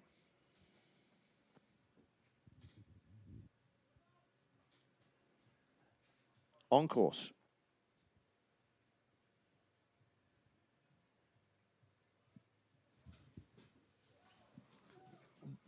Doing a great job adjusting in the air, pulling his knees in tight while spinning 2 twists in that 2nd flip and putting it down on his feet.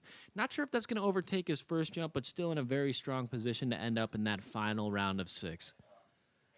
Made it look so easy. That landing, when they stick the landing, it's like you almost forget the flippy twisty stuff that they've done in the middle. Well, just trying to make it look easy, and definitely comes from a nice heritage of aerial skiing with his dad and coach, Nico Fontaine, helping his son get there and get onto the World Cup tour, and seen a lot of growth out of Mia over the last couple years.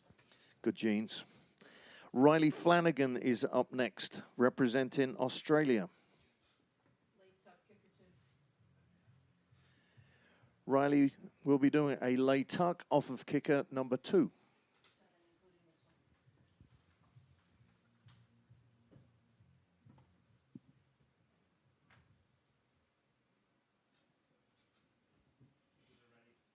Judges are ready for Riley.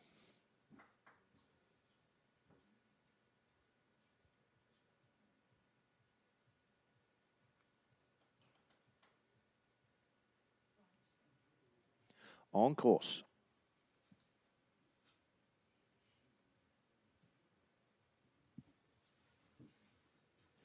And just going over the handlebars again, pretty, just needed a little bit more speed on that jump, but Riley's really showing his stuff these first year on North American Cup Tour. And one of the few developing young men from Australia, a very solid world champion, Olympic medal winning women's female team for the Australians. But nice to see an Australian man making his way through the ranks, and hopefully we'll see him on World Cup soon. Fold, kicker 3. Our next athlete, Elliot Beauregard from Canada. Fall off of kicker number 3.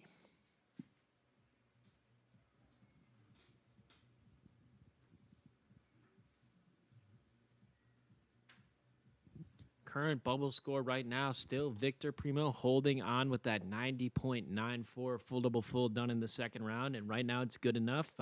We got a few jumpers as the competition goes on that want to improve from that first round score and find themselves in the final. 90.94 is the current bubble.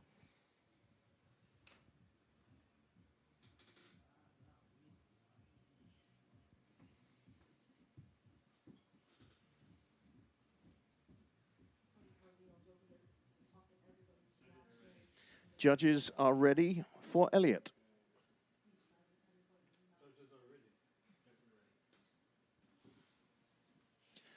On course.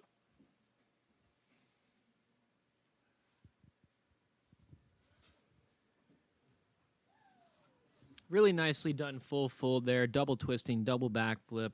First round score for Elliott was a 70.85, so that will definitely improve and help him climb the leaderboards. I think it'll be just not quite enough to get him into that final round, but really solid competition jump for Elliott. Lay full, full, kicker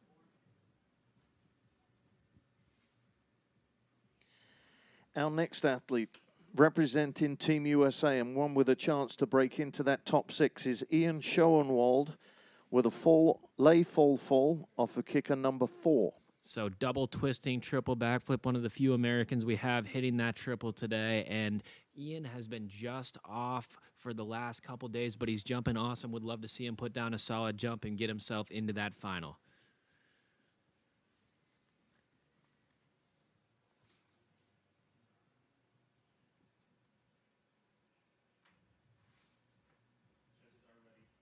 Judges are ready for Ian.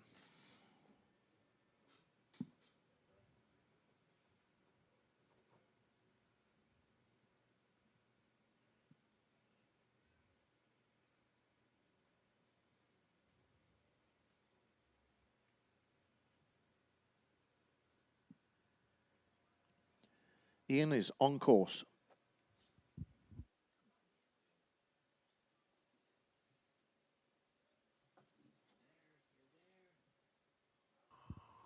Just having some trouble on the landing. Beautiful, straight, very well executed lay full.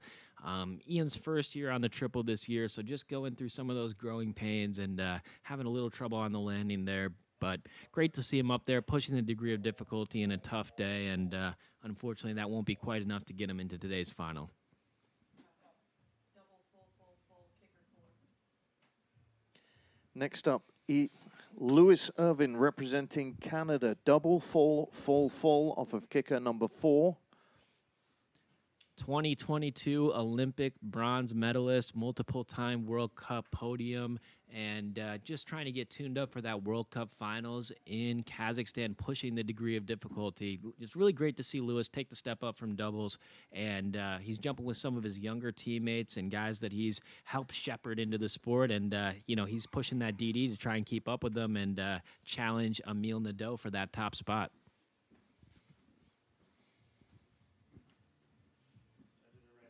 Judges are ready for Lewis.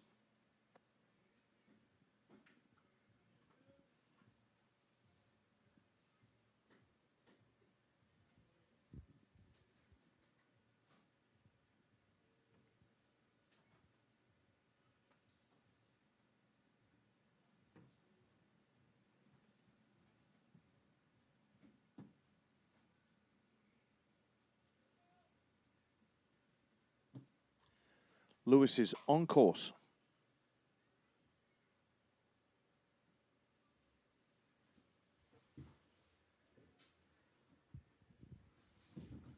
And just having some trouble with the speed there. Lewis is a really tall guy, so this headwind is just eating him up a little bit. Got off the jump with some flip pace, but just when you're coming into the jump and you're slow and don't have quite enough speed, it can just be so difficult to put down that landing gear. 3 more jumpers left to go. Lay full is what we expect from Pierre-Olivier Cote, representing Canada. He is already not quite into, because we have 2 other guys to go, so might be bumped off, but Pierre will be looking to stay in that top 6. Lay full off of kicker number 4.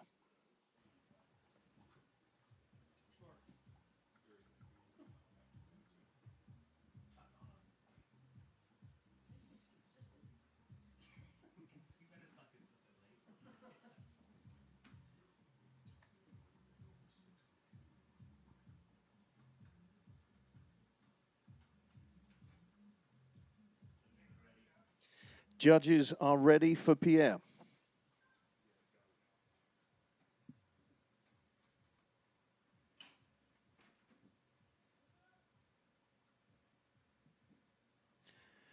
Pierre is on course.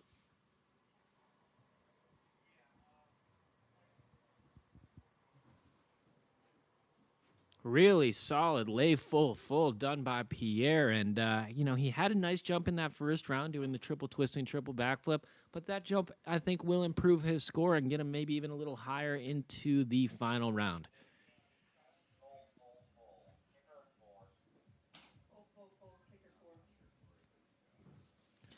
Our next athlete, Derek Kruger. Fall off of kicker number 4. Derek balked on his first jump due to wind or not feeling right, Chris? Well, I think it was a mixture of just a heavy gust of wind and him knowing that his speed wasn't correct. Now, Derek's going to be trying to put down a solid triple twisting triple here and get America some representation into that final round. He's kind of our last hope here and hoping to see a solid jump, and he can do it. And then, you know, we'll see how much he pushes the degree of difficulty if he can make it into that final round.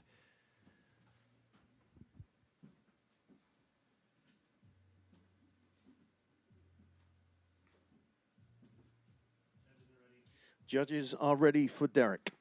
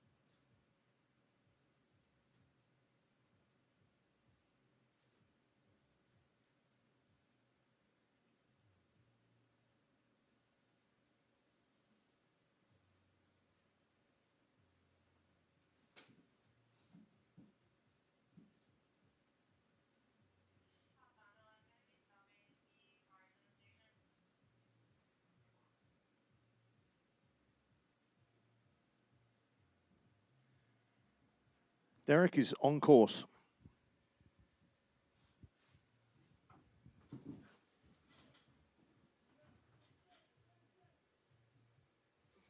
And had the speed, maybe just a little bit forward on the takeoff, and just a little bit of a pike down is going to make Derek slap back there, touches back to the snow.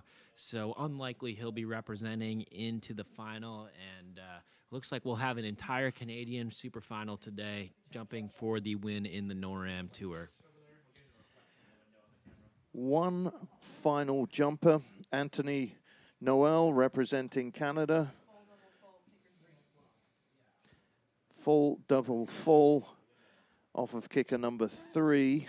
Current bubble score right now, 90.94 with a full double full by his teammate Victor Primo. Victor has been sitting on the bubble since he took his jump at the beginning of the round and is still holding there with one final competitor to go, and we'll have our top 6.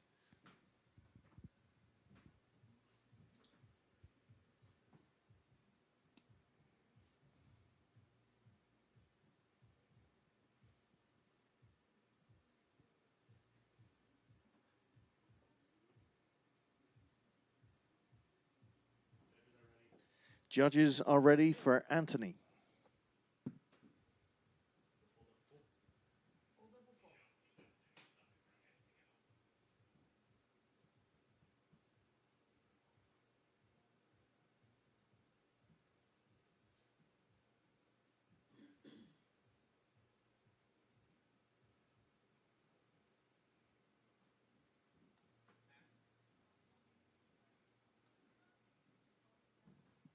Anthony is on course.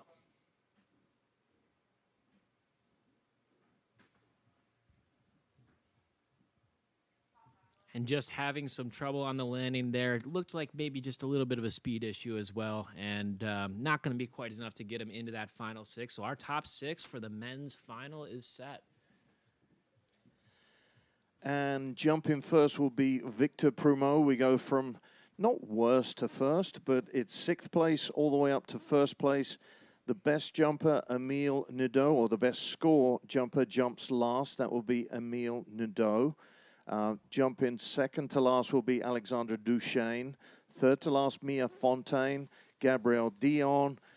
Pierre-Olivier Cote will jump second. And Victor Primo will be our first jumper, who was our first jumper in every heat. Now, is there an advantage or a disadvantage to jumping first to having to wait all that time for finals? I don't know that there's an advantage as a jumper to waiting, because your muscles might get stiff or the weather or the wind could change. But there's definitely an advantage, when it comes to the judges. The judges know who qualified in the qualification highest, and generally you just might see a slightly higher score if you qualify in that top spot and can leave the judges with a good overall impression. So we'll see how things work out. Victor has played the bubble all day long today, and he finds himself in the final. So if he can put down a really solid jump, he can put the pressure on the rest of the competition and make some of his Canadian teammates earn their spot on the podium.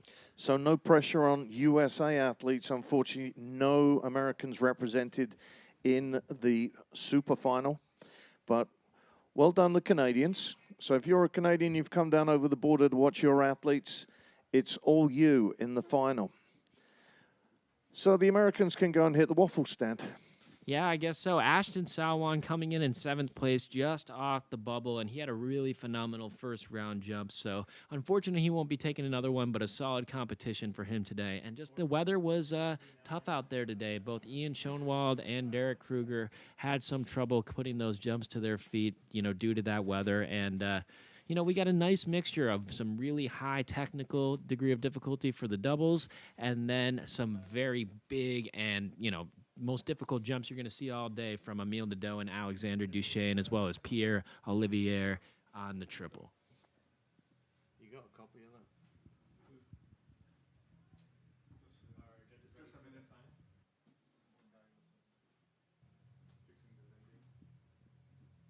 Ed, can you print me a copy? I think we want to jump back on schedule, so as soon as you guys are ready, let us know. Jen, Yep, I'll go to one. can you print one? Hold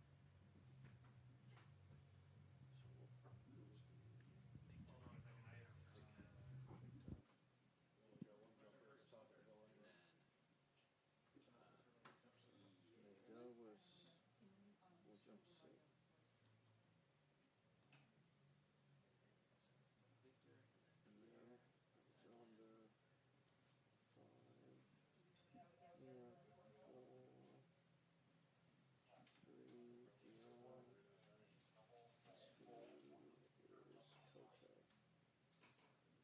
a second, I have Double full, kicker 3. Okay, our first jumper, Victor Primo. Double full fall off of kicker number 3 is Victor Primo's jump from Team Canada. And looking to put the pressure on the Canadian athletes to go behind him by putting down a solid triple twisting double here. He's had some very nice ones this week, and hoping to have another one right here. It's an interesting mix because athletes on the double will be trying to really just have perfection to put the pressure on the athletes from the triple. It's anybody's game in this weather, so we're just going to have to see how it works out.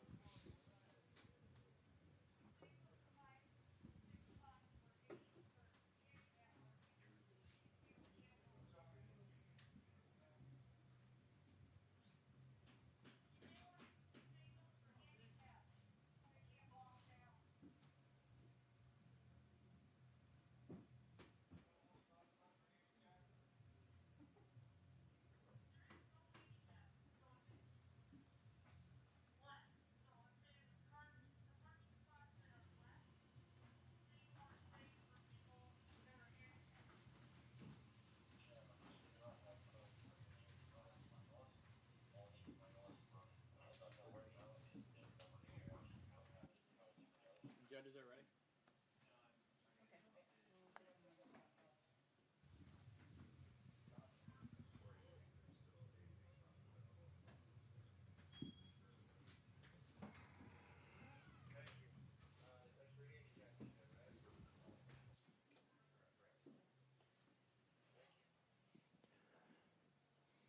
So we've had 2 Qualifying jumps in the top 6 are all Canadian. Victor Prumo will jump first, Pierre Cote second, Gabriel Dion third, Mia Fontaine fourth, Alexander Duchesne, yesterday's winner, will jump fifth, with Emile Nudo, who had a marvelous jump. It's a little flip-flop of yesterday's 1-2 is today's 2-1.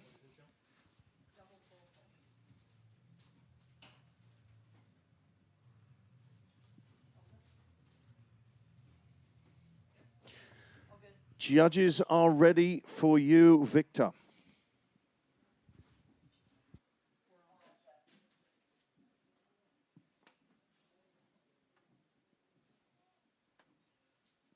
Victor is on course.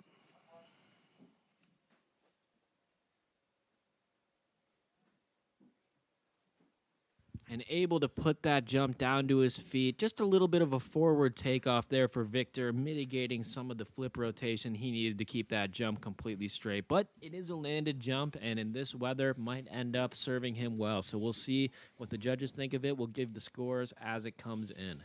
Pierre-Olivier Cote is up next.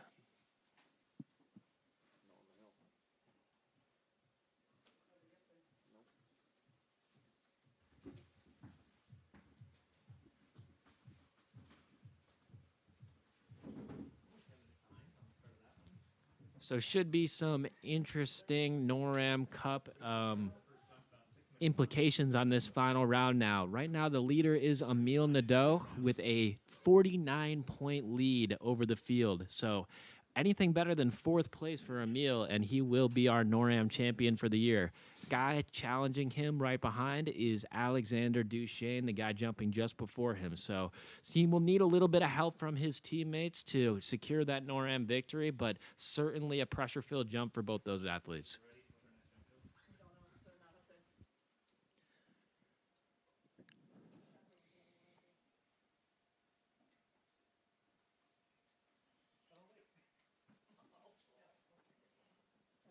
And we'll be waiting for our athletes to take the gondola up to the top and ski down around the back of the hill. There we go. Now we've got some athletes arriving for their final jump. Final jump of the season, Chris. Final jump, not final jump of the season. A lot of these younger athletes will be heading to Junior World Championships in Italy in just about a month, so a little bit longer on their season. And then our World Cup athletes will be finishing up the year in Kazakhstan. We've got Pierre-Olivier up top. We don't want to rush him too much. Take your time as you're getting up to the top. Final jump of the North American Cup competition. Full, kicker 4.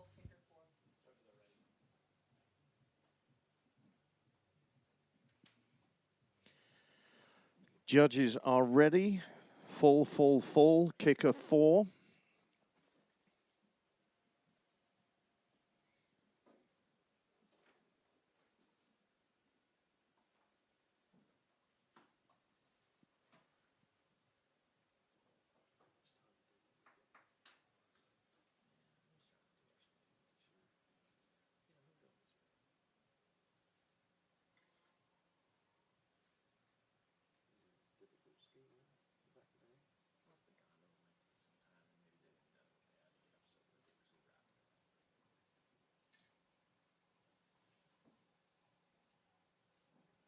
We've got a score in for Victor Primo. 82.13 is our first score for the final round.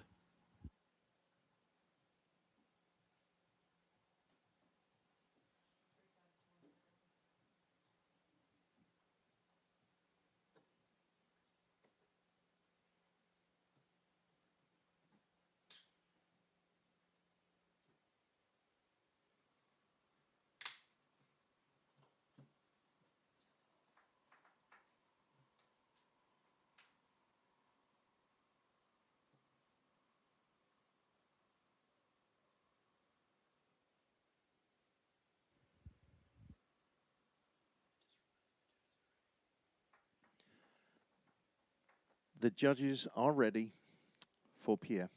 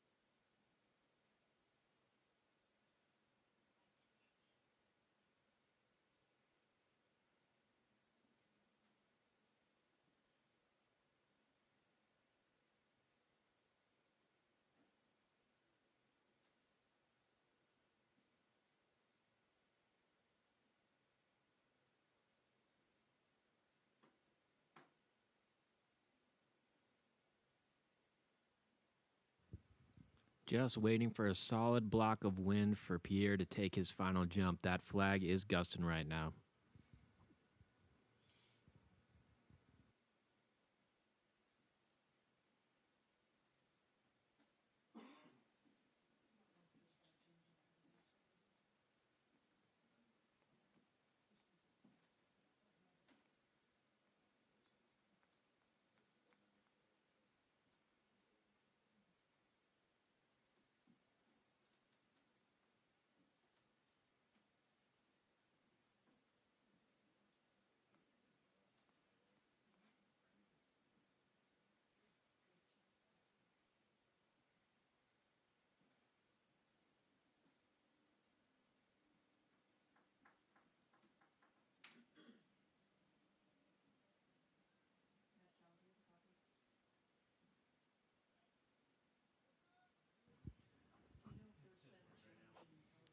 On course.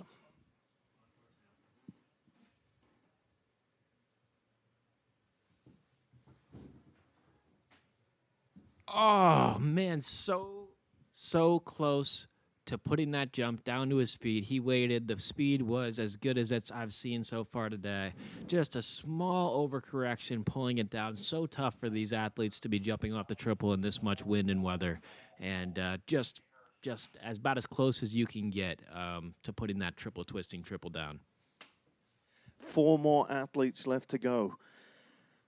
Gabrielle Dion is up next in this All Canada Final 6. Double fall off of kicker number 3.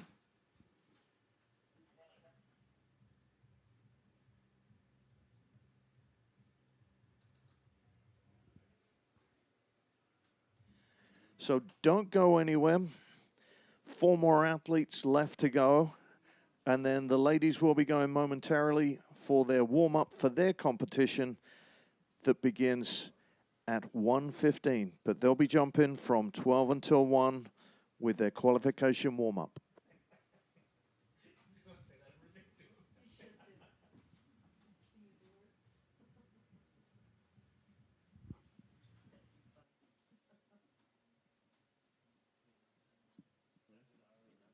Judges are ready. Double fall, kicker 3 for Gabrielle Dion.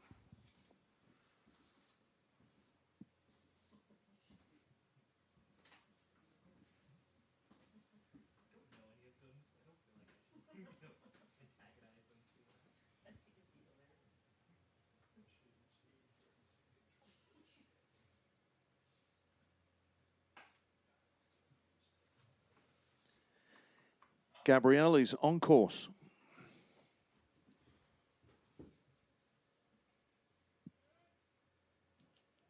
And putting that double full down to his feet, 4 twists, 2 flips in some very gnarly weather, spinning the second 2 twists with his arms completely above his head to slow that flip down. And for a young jumper, he handled that very well. That should take over the top spot.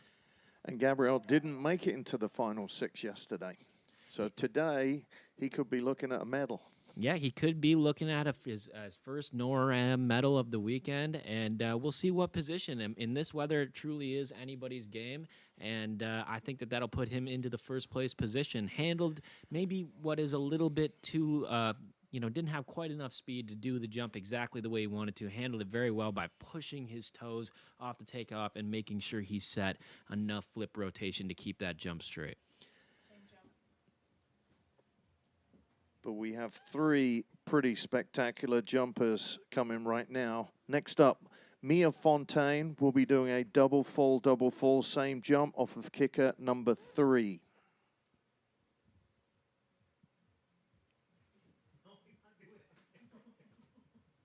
Mia was a part of the Canadian Olympic bronze medal team from the 2022 Olympics and looking to show a very technical trip that Gabrielle Dion just performed and get himself onto the NorAm podium today.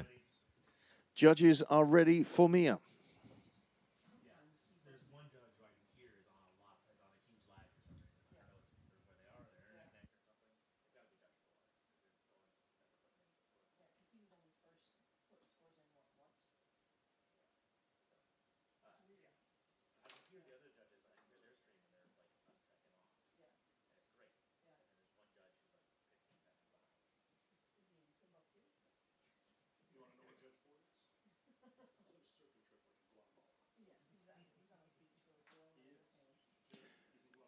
Mia is on course.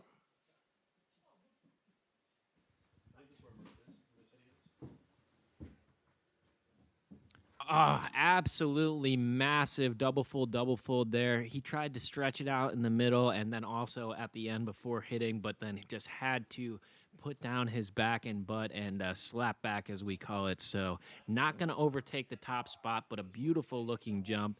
And we have a score in for Gabriel Dion of an 88.53, putting him into first place position at the moment and putting a little pressure on these guys on the triple to finish the competition strong and put the jump down to their feet. Our next athlete, yesterday's winner, Alexander Duchesne, representing Canada.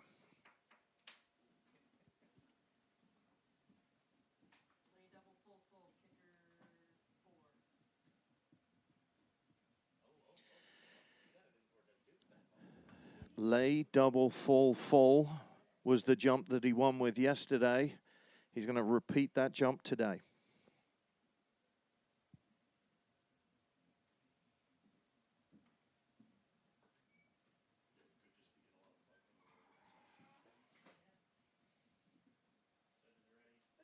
Judges are ready for Alexander.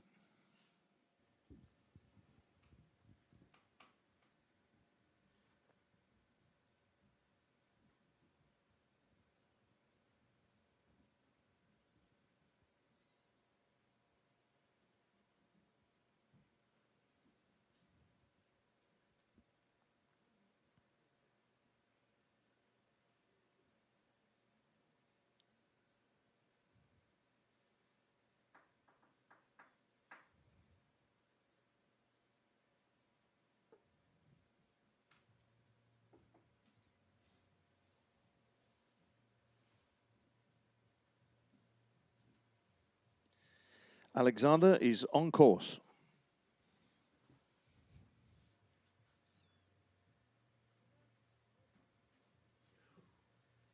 And getting that jump safely to his feet, having some trouble with the speed and on the takeoff there. If you saw right off the jump, he had to pull his knees in, and then before he got into that double twist, just keep working it and keep listening to his call to make sure he safely got to his feet. So happy that Alex is okay, and unfortunately will not be enough to put him into the top spot with one more athlete to go, Emile Nadeau.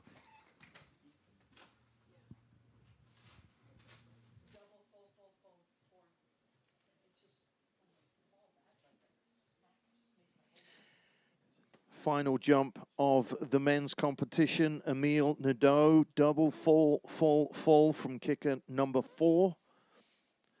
He is way up there, Chris. Yeah, so a lot of headwind, and this is the toughest trick we've seen all day, a quad twisting, triple backflip, and he's going to need all this speed to adjust for the wind that is coming straight back into his face. He's had the most success with it so far today, qualifying first in the first round of qualifications, improving his score to an even higher gap in the second round of qualifications. Now it's one more jump for Emile to finish off the North American Cup season for the men.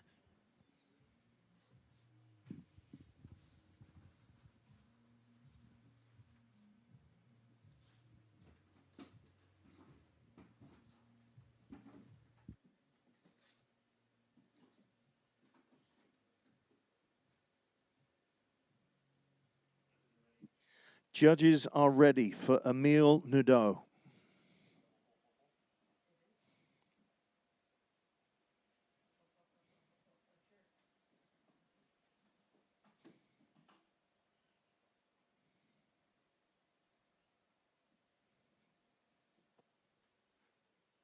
Emile is on course.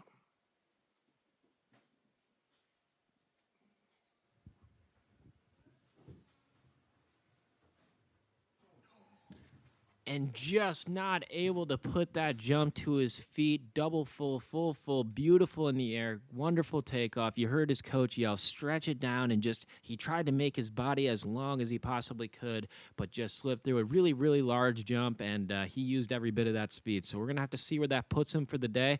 Current score to beat is Gabriel Dion with an 88.53, so that is the top mark. So just one more score left to come in before we let the women loose on the hill. There'll be some course prep, and then ladies will go into their qualification warm-up with 4 jumps. So plenty of fast fire jumping going on while the boys take a rest as we wait for the judges to give us Emile Nudo's score. It Yep. will be interesting to see what they do with Emil's jump. It was gorgeous in the air. It was the highest degree of difficulty we've seen. It was huge. Just had some trouble with the landing, and he just barely goes into first position with a 90.04, taking home the win and also taking home the win for the North American Cup Tour. There you go. So Victor Prumeau, bronze. Gabriel Dion in his first NorAm season. I do not believe it's his first NorAm season, but first podium of the Lake Placid weekend, and happy to see it for him. He put down some very tough double fulls in order to make it into the finals and then to get himself onto the podium today. And Emile Nudo steps up 1 spot from silver place into gold medal winning spot and an overall championship. We'll be doing awards at 4:30, I believe, after the women's competition. And the women are now on the hill, doing speed checks.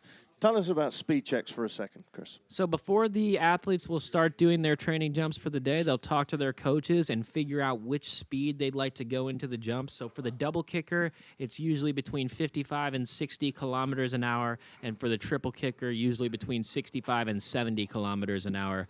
And so, you know, they got to get that speed right, try and adjust it with the wind, and they're going to be going through that process as well as taking their training jumps before the qualifications. So grab yourself a waffle and a coffee and stick around, and there'll be nonstop rapid-fire action for the next couple hours on the hill. Thanks for coming out to the NorAm Lake Placid Freestyle Cup Finals. Day 2, final day of competition here in Lake Placid, and final event here in Lake Placid on this hill. The kickers will be broken down much like the weather tried to do for us on Wednesday. But Chip Draper and his boys, Pat and Manny, Evan Squared, Brad Preston, Chief of Phil, and Raymond have been doing a magnificent job on the hill. Really have done an excellent job.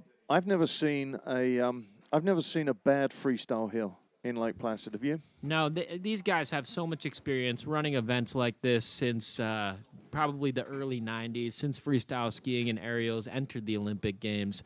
And, you know, there's no more experienced crew in the world, and they showed off for this event in some tough weather, making sure this site looks pristine. Okay, so we'll take a little break from the announcers booth. My name's Stuart Hemsley. I'm your MC from across the sea with Olympic gold medalist from the mixed aerials competition in Beijing, Mr. Chris Lillis. Say hello to some mums and dads back home that may be watching. Yeah, well, I got to say hi to my mom. She tuned in yesterday to hear my debut announcing, and, you know, she's probably tuning in today. And so, hi, Mom, if you're listening, and we'll catch you back when the women take the hill in just a few hours. I'll say hello to Dad, too.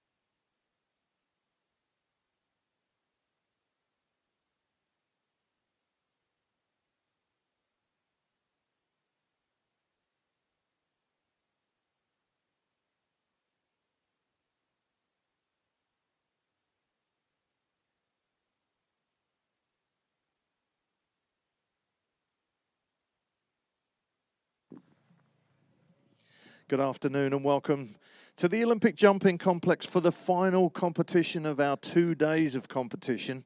My name's Stuart Hemsley, I'm your MC from across the sea. We're upstairs in the judges' tower where there are no judges. We are judging remotely. A whole bunch of technology in the building right now. We're talking to judges in Canada, Slovenia, and the US, and we'll do a little shout out for them. They're getting ready for our competition with the ladies that will start at 1:15. Right now, they're just undergoing their qualification warm-up jumps. We had the men's this morning, an all-Canada affair. Hope to see a few Americans in the final 6 jumps. So the ladies will get 2 qualification jumps. We'll take the best 6 scores from those jumps and put those 6 ladies against each other with a clean slate that will start after we've got those 2 qualification ones done. And what we're going to do is we'll move the podium out onto the in-run, or the outrun rather. That's the snow where the athletes are landing on. And we're going to do 4 sets of awards plus the overall awards. Thanks for coming out to this free event. There's nothing better than a free event. But if you want to spend some money and maybe you'd like to do a zip line, $45 will get you onto the zip line that follows the contours of the 120-meter jump, and you can fly like a ski jumper. And then, of course, you still need a waffle. Waffle with chocolate is the best. Is the best. Apparently, everybody in the building up here has said that the waffle with chocolate is best. You do need a credit card, so children, if you don't have a credit card, please take your parents with you when you go to buy either a pretzel or your waffle with chocolate. My assistant upstairs is more like my guru of freestyle aerials. Chris Lillis is joining me. He's up there already. He had his waffle and chocolate yesterday. I don't know what he had for lunch today, but he thoroughly recommends our waffle cabin for something to eat. So go check that out. But here's the stuff. I am the fluff. And we'll be calling the jumps that you'll see the ladies doing. Yesterday's competition was really, really exciting. The final 6 jumps, everybody landed, and it meant for some great competition. 2 Canadian podiums yesterday, another Canadian clean sweep this morning with the men. We'll see if the American ladies can get in amongst the Canadians. Australia and Japan represented here in the final of the NorAm freestyle aerial events. But again, thanks for coming out and choosing your Saturday activity to be watching, for me, the most exciting of the winter sports. There aren't many not exciting winter sports. We've got World Cup bobsled and skeleton coming here in a couple of weeks. We've already had luge, we had ski jumping here. Just a couple of weeks ago, we were like 8,000 people here over the weekend. So all good stuff happening on Order's venues, Order being the Olympic Regional Development Authorities. We are what Port Authority is in New York, only we look after skiers, skaters, and bobsledders. So the venues have had an awful lot of money invested in them, and it means that we can look after the best athletes in the world with world-class support, wired for sound. As I say, we've got no judges on site. We have technical delegates and chief of comp, chief of hill, everybody here that needs to get the job done, except for the judges. And the judges are watching on live feeds. They can replay the jump. And according to Chris Lillis, the scoring has been very, very good. So hopefully we'll get a good ladies competition. They are currently warming up. Time check right now of 12:55. Ladies competition starts in 20 minutes. Thanks for coming out to the Olympic Jumping Complex and the FIS NorAm Aerials.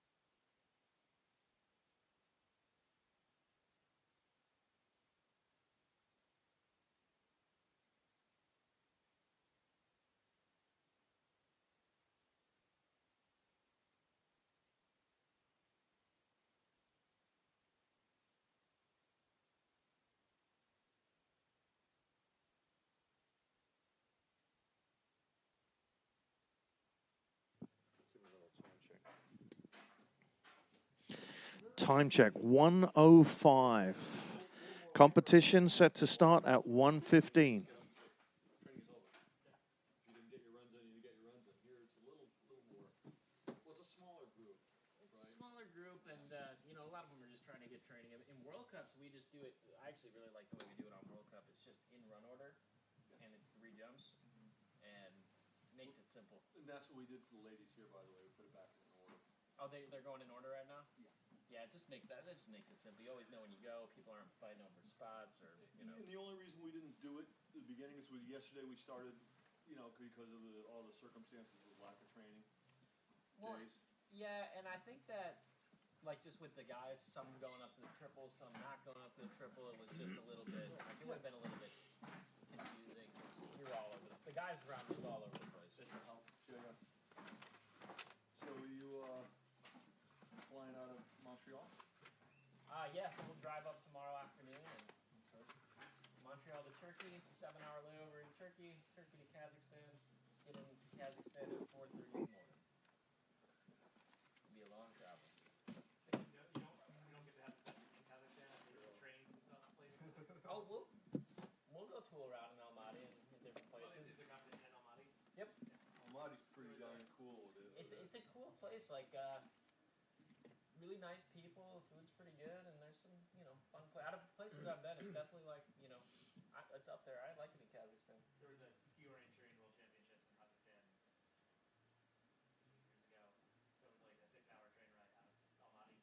So it was long enough to get to Almaty and then like get on a crazy Kazakh train that went like Well, luckily we're in the city. We're like not quite in the city, but we're the mountains like The right COVID next to the hotel. city.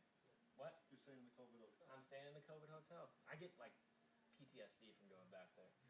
I got COVID there in 2021 and had to live in a hotel room for 2 You can weeks. see that the women's mogul team is highly stressed on the way to Kazakhstan. They're in Bangkok right now. Oh, they look like they're having a pretty good time.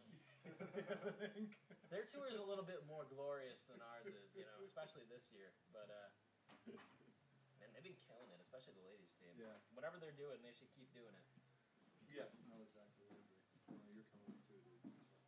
But like that team, that whole team from top to bottom, especially on the ladies' side, they are crushing it.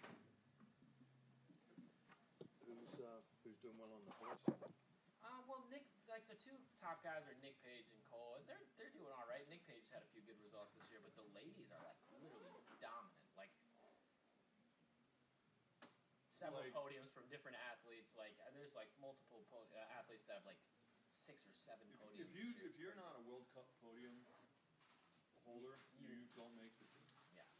So Wow. they're kicking their boys' ass a little bit, but like the boys are not terrible. But Dylan they're just not- Marcellini podium, right? Yeah, he did in Valley. Deer Valley. That was pretty cool. I did not see that one coming. Me neither. I mean, not that he didn't, not that he's not worthy of it, but I just didn't see the. I know I didn't see that one coming, but it was you know, Champions skied interestingly this year. It was a little rainy, a little bit, you know, a little different out there. But honestly, I expected to see more crashes, and this course skied pretty nicely for them this year out there. I agree. The last year we had, remember, we had so many crashes on the guy's side. Part of that was the lighting. So they fixed that up a little bit. A little, and also a little act of God where it wasn't so bad.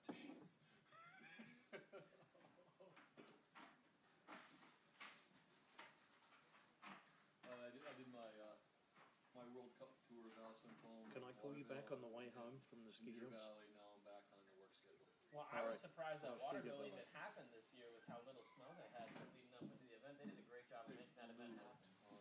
I'm a little concerned about nationals, but yeah, they're doing fine. Yeah, well, They're it a has decent not. job. It hasn't been a good winter anywhere. You know, West Coast apparently they're getting nailed lately. Yeah. Well, we may try to make a strong case here, by the way, to be here next year with you guys. Yeah, So we're planning on it and hoping for it. So you know, Well, if everything Matt- stays on track, Matt was taking pictures to send them to Andrea. I mean, yesterday. the site is no question, and the ability to put like a nice event on, like it's one of the best sites in the world. But he's got to say yes.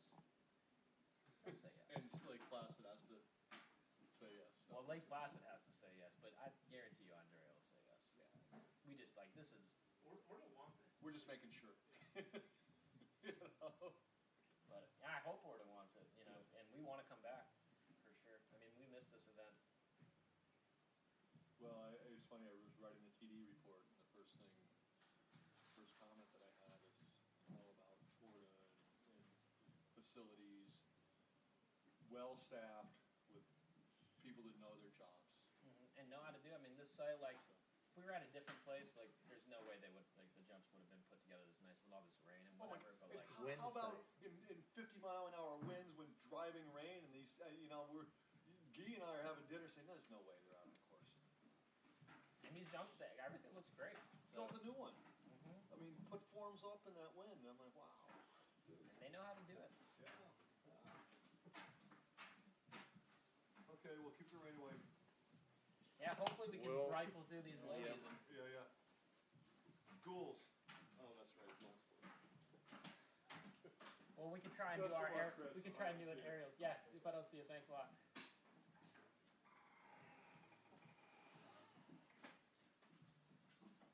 Where's Jen?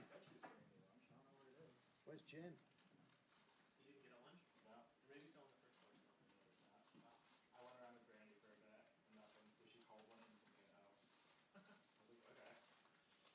The kid who's bringing it in, I have his computer next to it. I told him he's not getting it back, so. Yeah. Where is To be honest, it's not happening with my, I don't know what's wrong with the computer. So we are potentially 3 minutes from starting. Yep. And missing a few people. It's quiet. What's Jen's last name? Mom? Yep. Okay, just checking in before we start here. We have to 10. Allison, Don, ready to judge for this next round?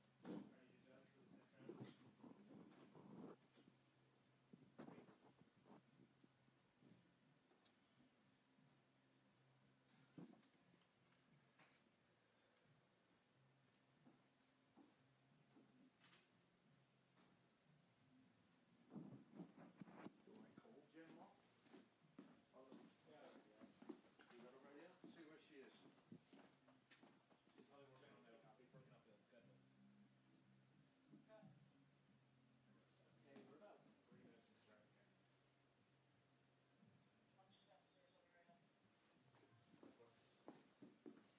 Lucky we didn't talk about that.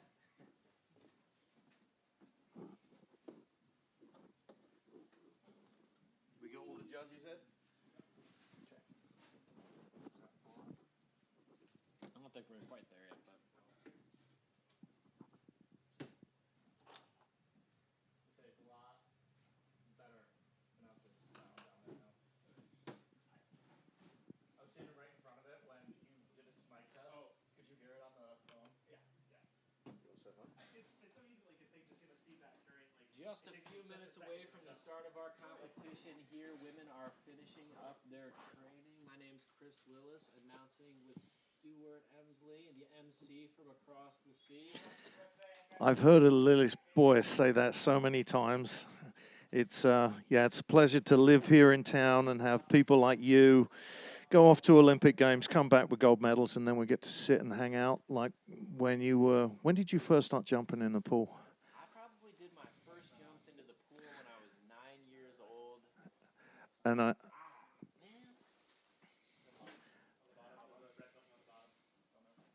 All right, we're going to start that again because, Chris, this is your first announcing weekend. You need to turn your microphone on. Just busting on you, fella. Start All right, so again. we're just Go on. finishing up our last few jumps of female training before we start the competition. My name's Chris Lillis, here with Stuart Emsley, the MC from across the sea. I'm going to run it back, and happy to be here in Lake Placid with the final North American Cup competition of the season for the ladies here. And you are a Pittsford boy, for those of you from New York. Pittsford is Chris's hometown, but he's pretty much a world traveler. Where have you been this year? Well, this year's been a little bit of a lighter year for myself. We've been to Ruka, Finland, and Changchun, China. Then came back for Deer Valley, did a World Cup in Canada, and then did training for the last 3 weeks here in Lake Placid before we head off for our World Cup Finals competition in Kazakhstan. How'd your season go? It's been an up and down year for me. Had a solid start to the season with some top 6 finishes and had a podium in China. Had a rough competition weekend in Canada before getting some training in and hoping to finish off strong in Kazakhstan. And you've been here a number of weeks. Yep, last 3 weeks living in the Olympic Training Center just down the road, and it's been great to be back in Lake Placid. We haven't had events here since 2019, so to be back in Lake Placid and getting ready for hopefully future World Cup and North American Cup events where we're getting back here, it feels like me returning home after a long time away. It was 2019, our last World Cup here. It was, yeah. I was, so that's 5 years ago since our last World Cup here, so that puts me 25 now, and excited to get back to Lake Placid on a regular basis and do some competitions. And yesterday you told the crowd how much longer your freestyle aerial career could last. Tell us again. Well, hoping to jump at least through this Olympics, and then I'd like to do one more after that. You never know in action, extreme sports. Every year that we jump healthy is a blessing, but definitely see more years myself. So this is kind of just my debut announcing, but more likely just a one-off. I'm much more used to being out on the hill competing. But you've also been judging. We've been joking. Your judging technique and estimates have been absolutely 100% on yesterday. Yeah. Well, I call it as I see it. I've had a lifetime in this sport and like to think I know a thing or two. I got my own judges, and I am not a professional, so these judges will be deciding the winner of today's competition. I'll be trying to give some insight into what I'm seeing, and all these girls had a really solid day of competition yesterday. We've got the girls going to try and decide the North American Cup champion today, so a lot of implications on the line for both Team Canada and Team USA, as the winner of the North American Cup gets a spot on the World Cup Tour to every event next season. So these ladies will definitely be pushing for it. Wow. That is new. That's why I love having someone who knows the sport no better than a gold medalist from the mixed event in Beijing. Just being an Olympian was a goal of yours. And that winning a gold medal in your first Olympics, where does that, that's just unfathomable. Well, it's kind of icing on the cake, and the mixed team aerials events, it's a unique opportunity to jump as a team. So it was a mixed gender team. I was lucky enough to jump with 2 incredible teammates, Justin Schoenfeld and Ashley Caldwell, and we knew we had the capability to do it. We had the degree of difficulty. So anytime that you're able to go to the Olympics and compete at a high level for your country is it's really a pleasure, and it was a dream come true for me. Okay, so there's a dream of many of these young ladies that are jumping this afternoon to go to an Olympics, but we need them to the top of the hill, ladies. So if you are not anywhere near the start, you need to start making your way to the start of the hill, because we need to get underway. Welcome, crowd, to this free event. We love free here in Lake Placid, and it's freestyle aerials NorAm Cup, the final event of a 4-event schedule. 2 events yesterday, 1 this morning with the boys, where the Canadians ruled the roost.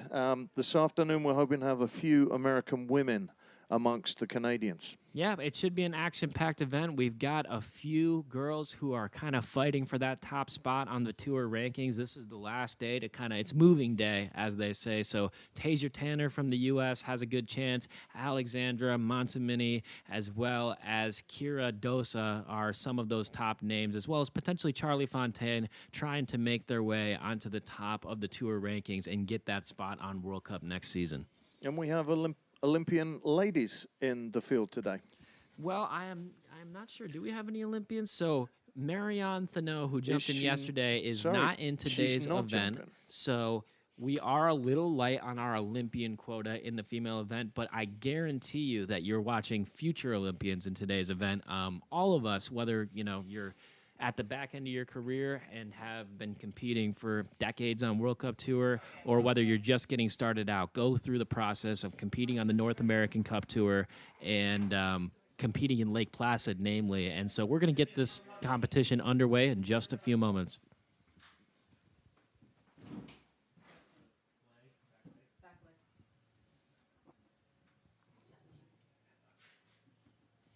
Okay, our first athlete is Alicia Houdon from Canada, bib number 10. She's going to be coming off of kicker number 1 with a back layout. On course.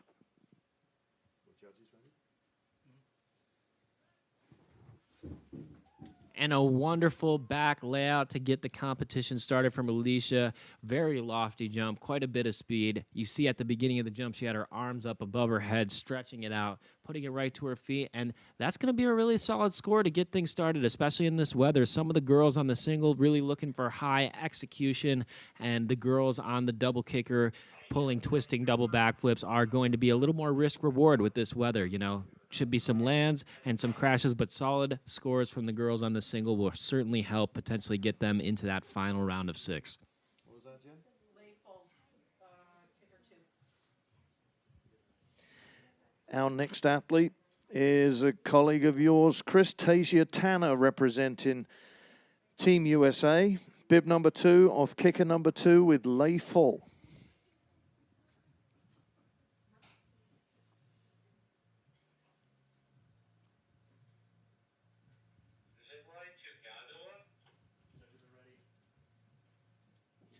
Judges are ready for Tasia.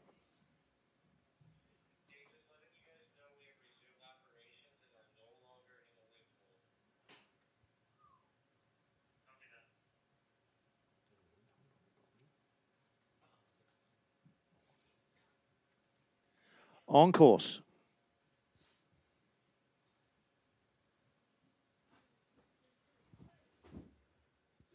And just fighting for that landing there. I'm not sure if she may have put a finger down, which will hurt the score a little bit, but having a relatively solid jump for our first lady off the double. And as I was saying earlier, Tasia Tanner, member of the U.S. ski team, hoping to get onto that top spot in the North American Cup Tour. So this qualification process is the first step. And she had a pretty good jump. We'll see. She'll be looking to improve on it a little bit in round number 2, a little bend in the knees, a little bit soft on the takeoff, and potentially putting a hand down. So we'll see what the judges do with it.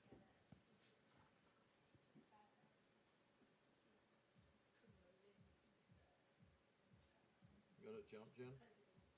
Back full. Kicker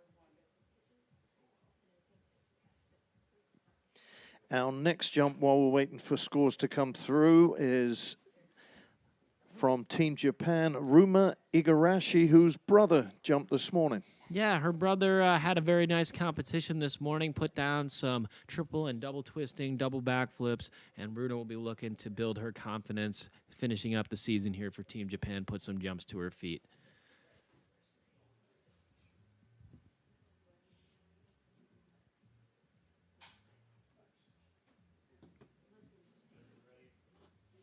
The judges are ready for Runa.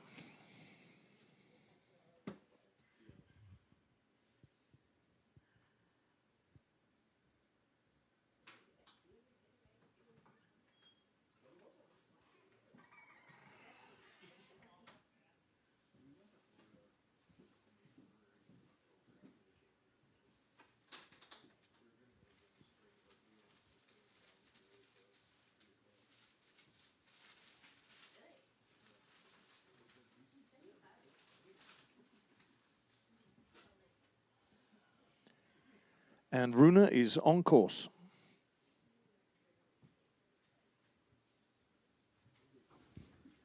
And putting that twisting backflip down to her feet for Team Japan. Had a little trouble with that trick yesterday in round 1 of the competition, so great to see Runa put that to her feet.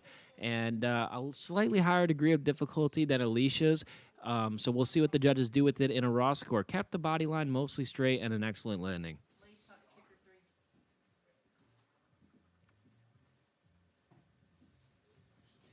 Our next athlete, Alexandra Montemini, will be jumping for Team Canada, bib number 3 off of kicker number 3 with a lay tuck.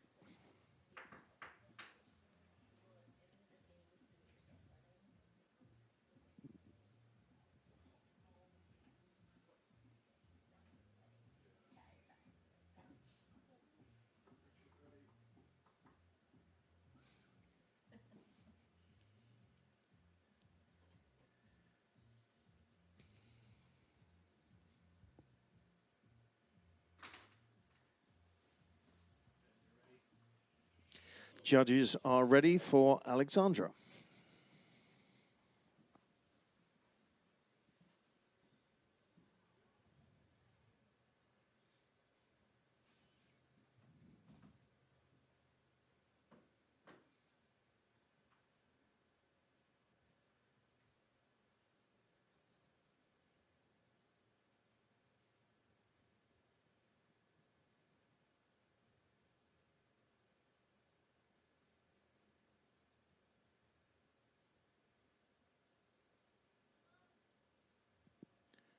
Alexandra is on course.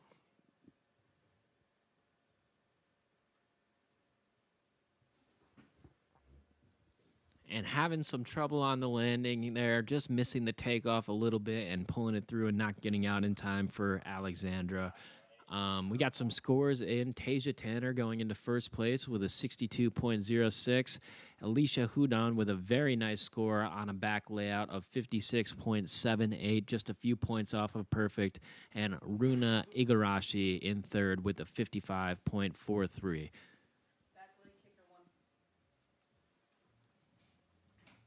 Our next athlete, also representing Canada, Kyla Rathwell, bib number 14, will be coming off of kicker number 1 with a back layout.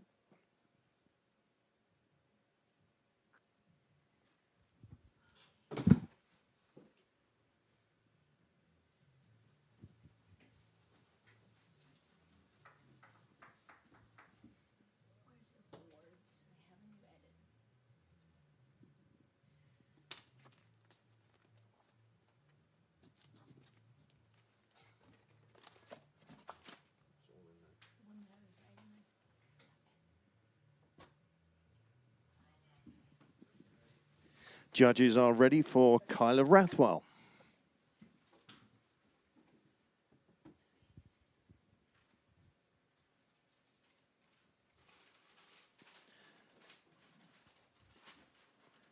Kyla is on course.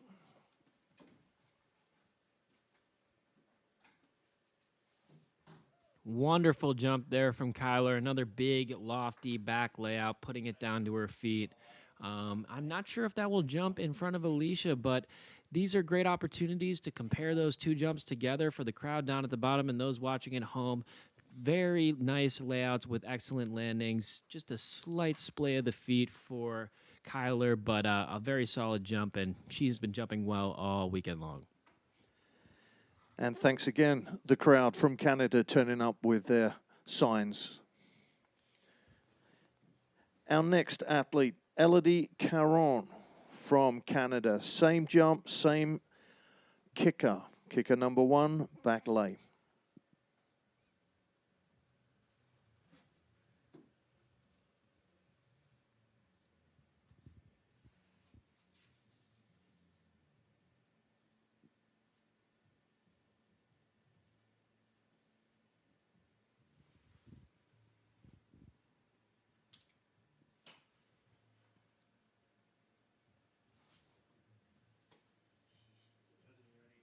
Judges are ready for Elodie. Elodie is on course.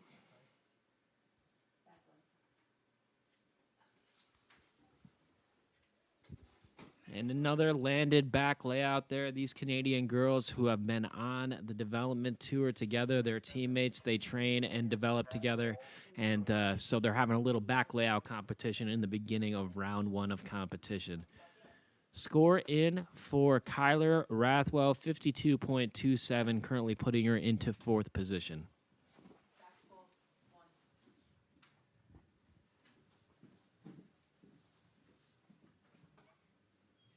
Our next athlete, Victoria Cote, representing Team Canada, with a back fall off of kicker number 1.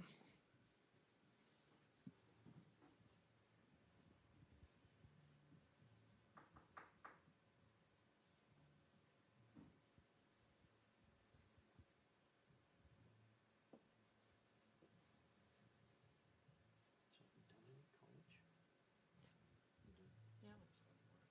Just transferring from like community college to the U this summer. Judges are ready for Victoria.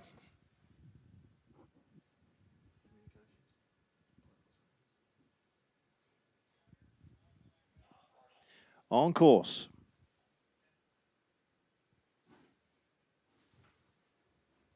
A really well done back full there, and really enjoyed her body line there, keeping it completely straight all the way through the jump. Pretty good speed, nice air, nice form, and an excellent landing there.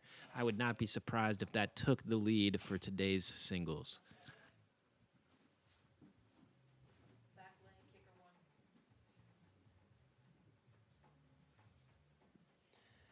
1. Our next athlete, Mariana Perkins, representing Team Australia, bib number 12.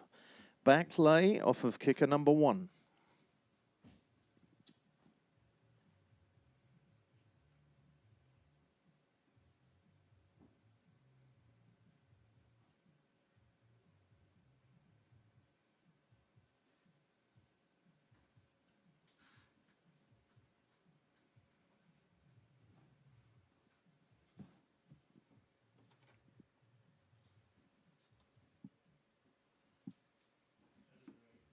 Judges are ready for Mariana. Judges are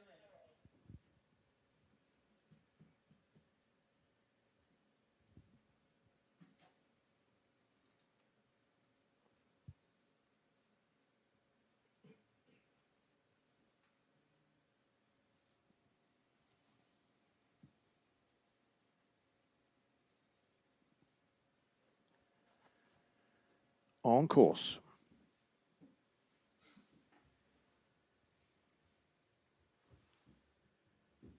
Very nicely executed back layout from Mariana Perkins, one of the young Australians competing on the NorAm Tour, just kind of earning her stripes before hopefully joining some of the great Australian women we have on World Cup Tour. Arms up till midnight.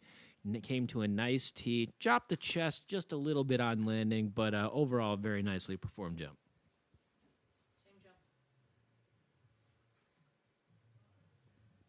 A little competition within a competition. Another back lay for our next athlete, Issa Frederique Laurin, bib number 15, representing Canada.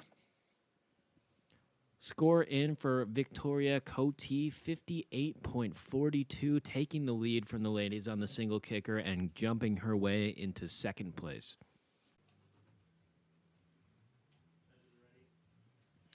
Judges are ready for Issa.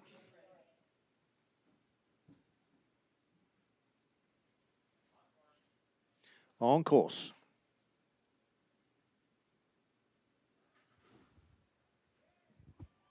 Another nice layout there from the young Canadian squad, having a nice competition on the single. Little bit of a knee bend coming into the hill, but overall a nice landing, keeping that body line straight as long as she possibly could before adjusting to the snow. Our next athlete represents Team USA. Kira Dossa, bib number 4, is up next. Lay tuck off of kicker number 2. This is one of those young ladies hoping to climb the leaderboards and make it to the top of the North American Cup Tour. Needs to start out with a nice lay tuck here. No twist, straight over, double backflip.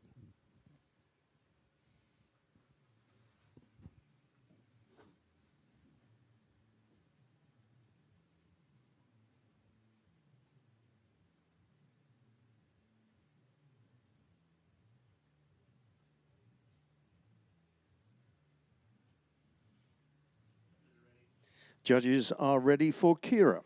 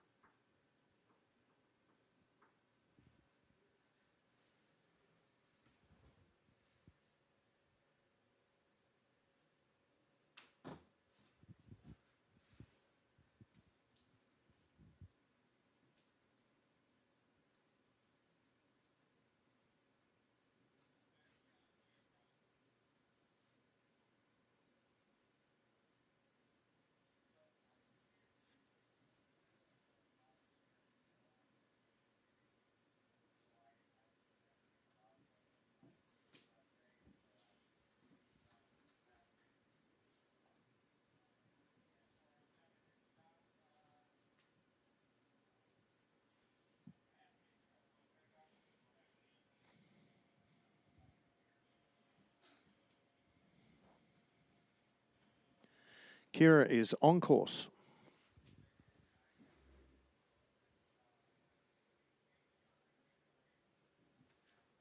And using those muscles, putting that jump to her feet. Looked like she was going by, but put her arms right above her head as she kicked out of that second backflip and was able to hold on for the landing. That was well done and might jump her way into the first position of the day. Late tuck, kicker 3. Our next athlete, Rosalie Gagnon from Team Canada, bib number 7, will be coming off of kicker number 3 with a lay tuck.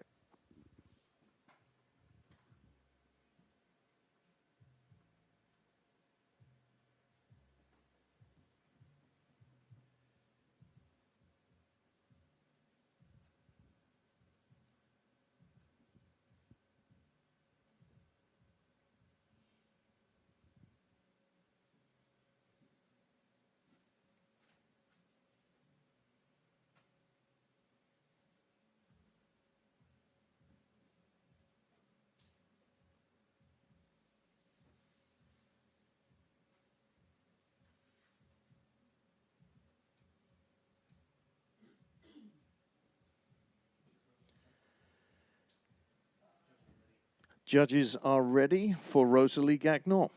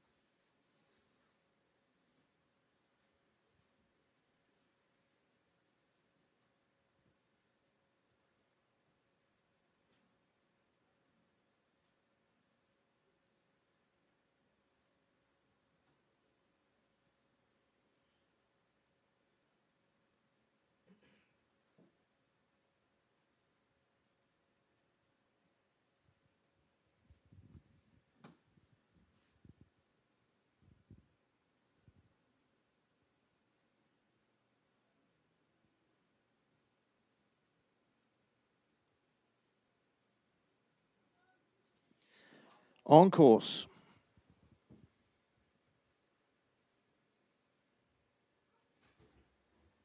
And putting it down to her feet. One of the nicest jumps we've seen so far today.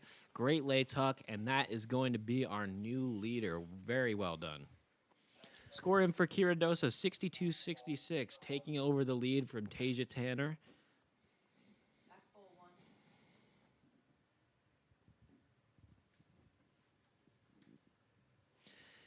Our next athlete, Kate McEnany from Team USA, bib number 18, will be coming off of kicker number 1 with a back fall.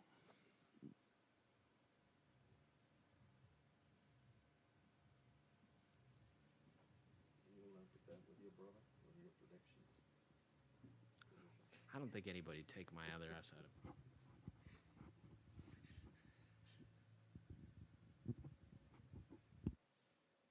So what did you prefer out of that jump to that one? The landing was better. It's better form. I mean, it would be fairly confident. I would say I put her in like 67 or 68 range. So I think she's going to clear by a few points.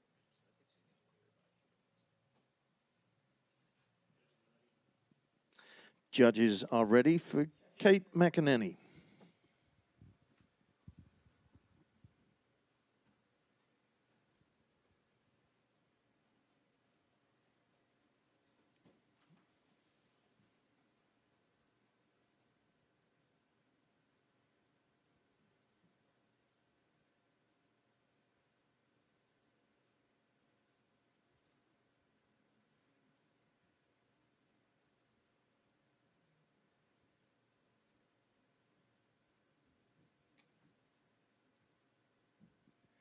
Kate is on course.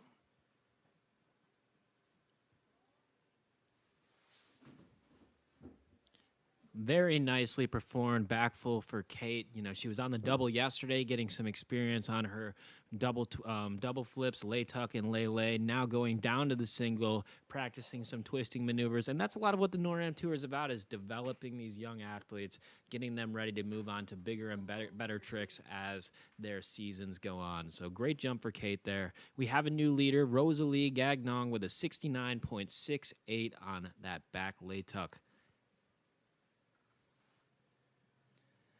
Our next athlete, Karina Elliott, representing Team USA, bib number 20.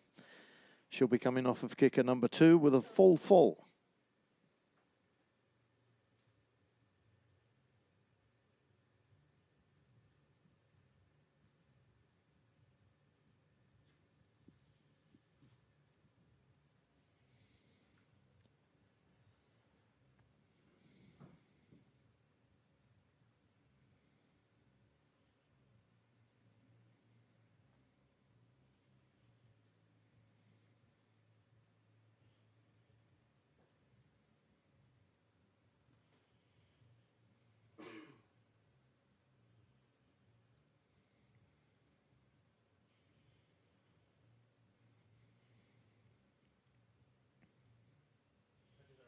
Judges are ready for Karina.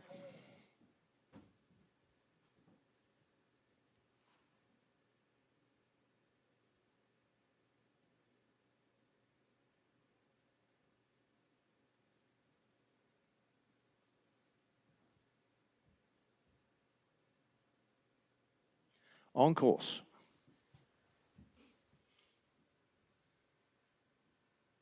Stretch. And putting that massive full down to her feet. Karina was a first-time World Cup victory in Canada just a few weeks ago, and showing you why right there, putting down a great jump. She's been jumping great in Lake Placid for the last 3 weeks, and I do believe that will be our new leader of the day. With a point score? A point score of? 74.5. That would be my guess. But I honestly don't know. I didn't quite see the outrun. Had a little bit of trouble on the landing, but very beautiful jump, stretching it down, keeping the body line very nice throughout the entire flip. Okay, we'll look out for that. Next up, 2 athletes left to go representing Canada. The first one, Charlie Fontaine. Lay tuck off of kicker number 3 for Charlie.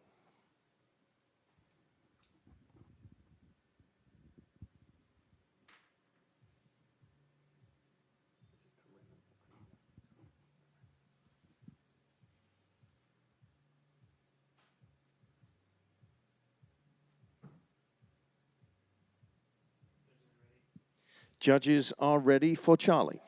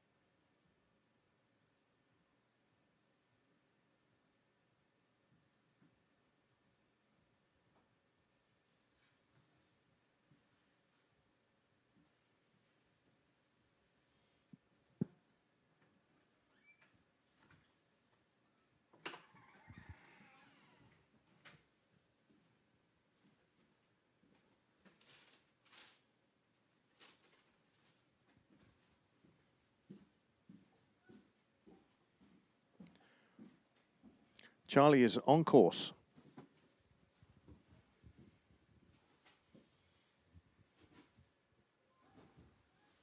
Putting it down to her feet. Absolutely spectacular lay tuck from Charlie Fontaine right there. Wonderful landing. I'd say maybe the best landing we've seen all day from the ladies, and that will definitely put her into today's top 6. New score in for Karina Elliott, 80.95, taking over that top spot.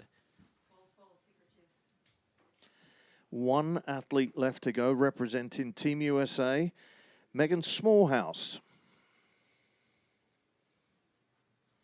Fall off of kicker number 2.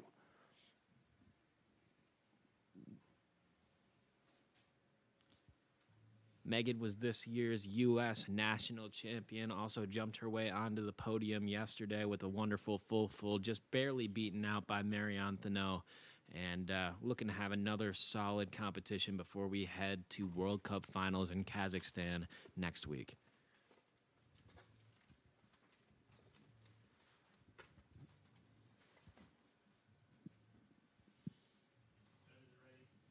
Judges are ready for Megan.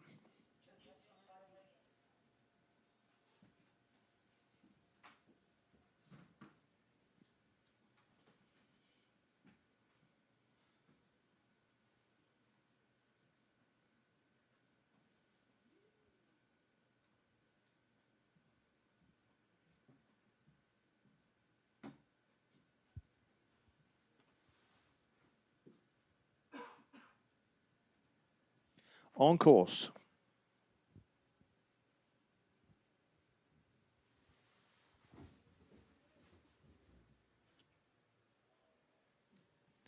And what a wonderful full that was. Just having a little bit of trouble skiing it out, but overall a really nice jump. And she'll be looking for round 2 to put a jump to her feet and get herself into the top 6. Just barely missed it on that one. Okay, that all went very smoothly. A lot of good landings, a lot of great jumps. 15 athletes down. They'll all get one more jump, and then what are we looking for, Chris? It's a best of 2 rounds, so each jump that you just saw in the first round will carry over into the second round. These girls will be, if you're outside the top 6, basically the name of the game is to get inside the top 6. And we did see a lot of landed jumps. These girls handled that weather wonderfully. Yep, that wind seems to have died down just a little bit than it did this morning, with the girls not having too long a holds on the hill. So we'll be getting back underway with Alicia Houdon. We'll be back for a different jump this time. She did a back layout in the first. She can't repeat that jump. She can repeat it should she make the top 6. She's going to be doing a back full off of kicker number 1. Alicia Houdon, representing Canada. Score in for Megan Smallhouse, 76.23. Jumping into second position at the moment. Score for Charlie Fontaine, 71.06 in third place. So our top 6 for the ladies right now will be Karenna Elliott taking the first position with 80.95. Megan Smallhouse of the USA, 76.23. Charlie Fontaine, 71.50, and we are ready for round number 2. Judges are ready for Alicia. On course.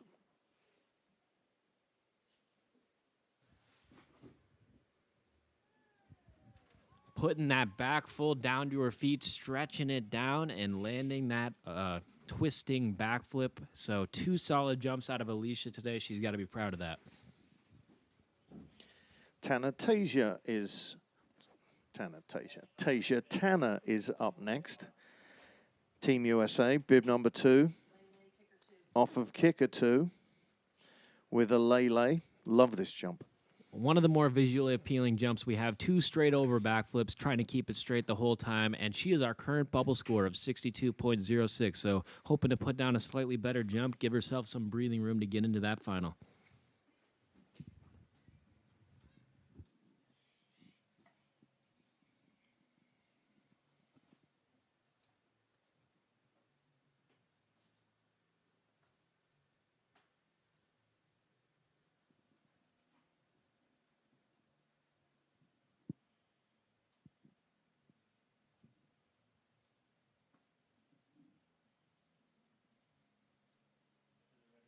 Judges are ready for you, Tasia.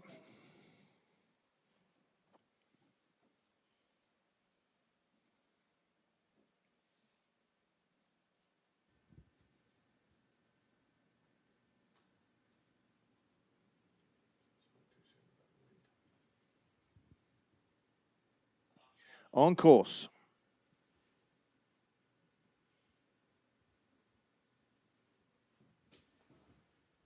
putting down a spectacular lay. Really nice. Definitely going to improve off that first round jump. Straight in both flips. Really nice landing and going to be securing her spot into that final 6. So really well done from Tasia to step up there, get herself off the bubble and into that final. Excuse me.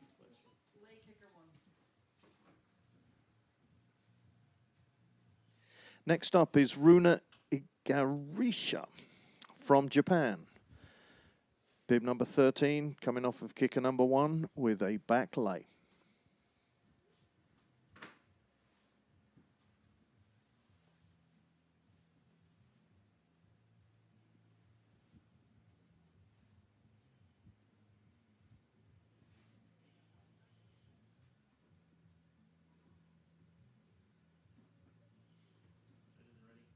Judges are ready for Runa.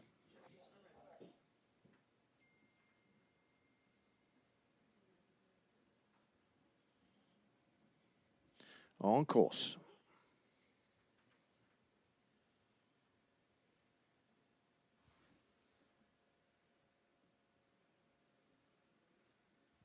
Really nice jump from Runa there, just pulling her feet in just before hitting the hill.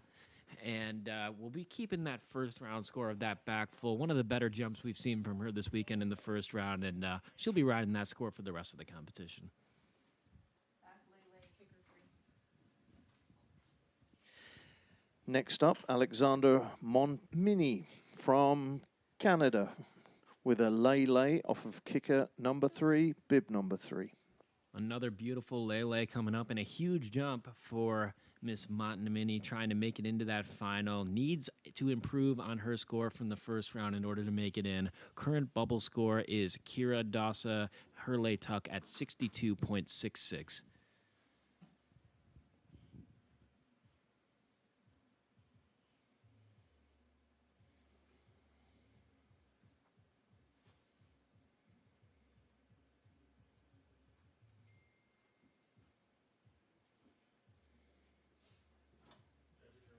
Judges are ready for Alexandra.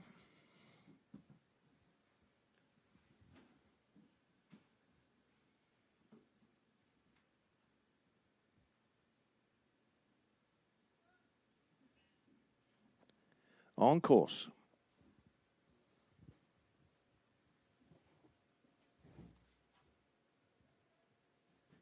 And keeps her NorAm Tour title hopes alive with a beautiful lay. Definitely going to be an improvement. Should definitely put her into the top 6 and back to that landing form that we saw in yesterday's competition where she stuck all 3 of her jumps. Just one mistake in the first round today, but completely redeems herself in round number 2. Back pike kicker 1. Next up, representing Canada, Kyla Rathwell, bib number 14, coming off of kicker number 1 with a back pike.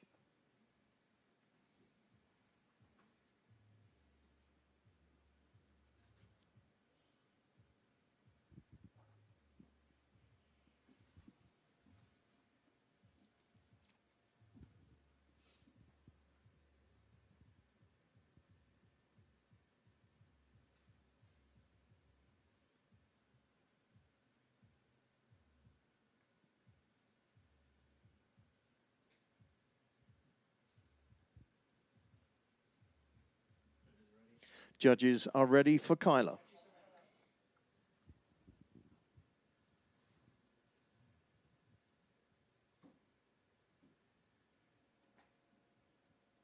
On course.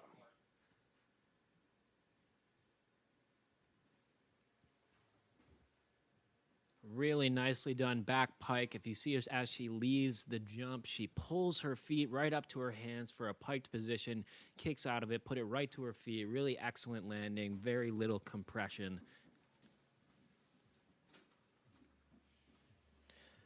Nice job, Kyla. And next up, Elodie Caron, bib 11. So a competition within a competition. Elodie repeating Kyla's jump, a back pike of kicker number 1.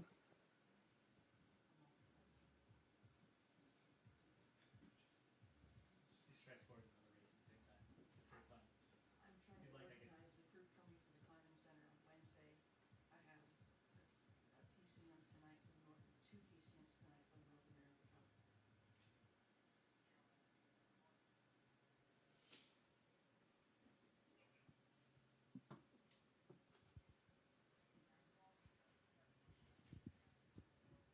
Score in for Alexandra Montemini, 66.78, putting her as the new bubble in 6th position. Judges are ready for Elodie.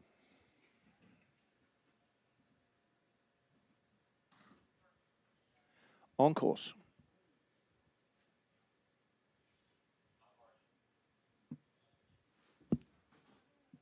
Another excellent back pike, and it will be up to the judges which one of those they liked better. Really fun to compare two jumps, very similar, by two Canadian women on the same team, and go back to back and see which back pike comes out on top.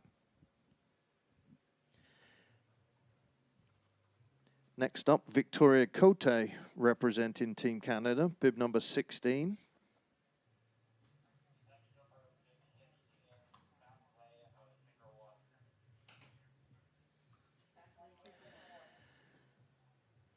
Her jump will be a back lay off of kicker number 1.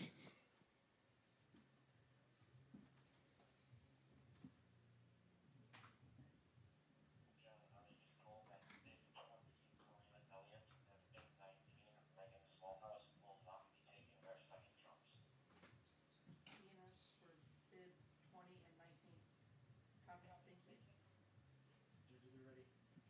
Judges are ready for Victoria.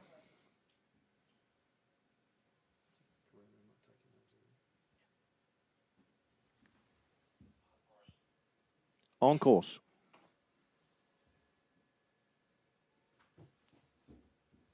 After a wonderful back full in the first round, backing it up with a beautiful back layout in the second round, two very solid jumps for the young Canadian. Same jump.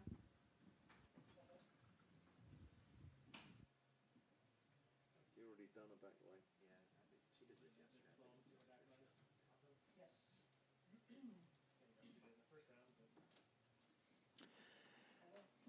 Next up, representing Australia, Mariana Perkins, bib number 12, with a back lay.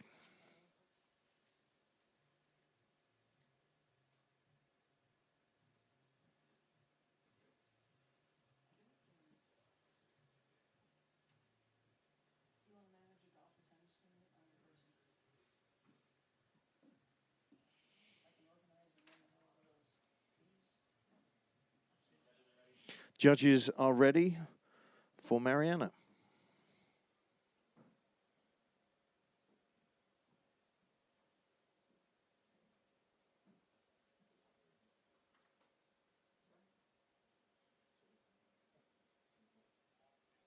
Oh, just sorry. Judges are ready. On course. What they didn't do it on this one. Beautiful back layout there, arms up till midnight, arms coming to T in the middle, and just showing a nice control and form there on that back layout. Back pike, kicker, 1. Our next athlete representing Canada, Issa Frederic Laurin, bib number 15, with a back pike off of kicker number 1.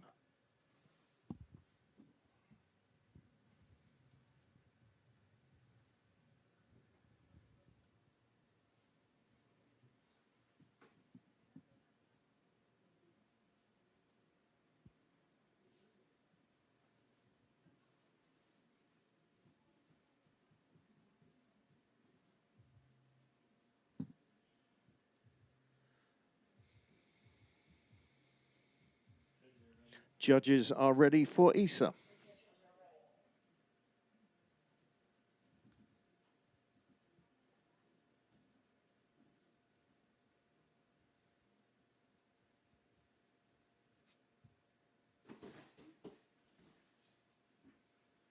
Also trash can?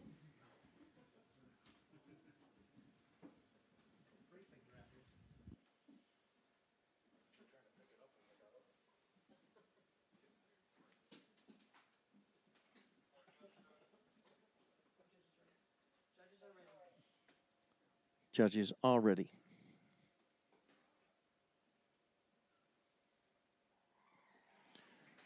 Issa is on course.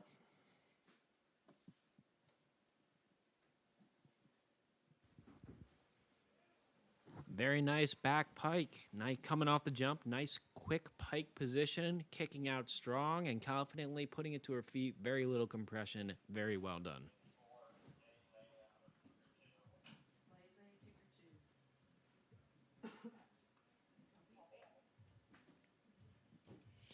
Our next athlete representing Team USA, Kira Dosa. Bib number 4, coming off of kicker number 2 with a lay-lay. Very big jump for Kira here. Was on the bubble for most of the competition. Currently sitting in 7th place. Needs to improve on her first round score in order to get into the top 6. Current bubble score is a 66.78 by Alexander Montemini.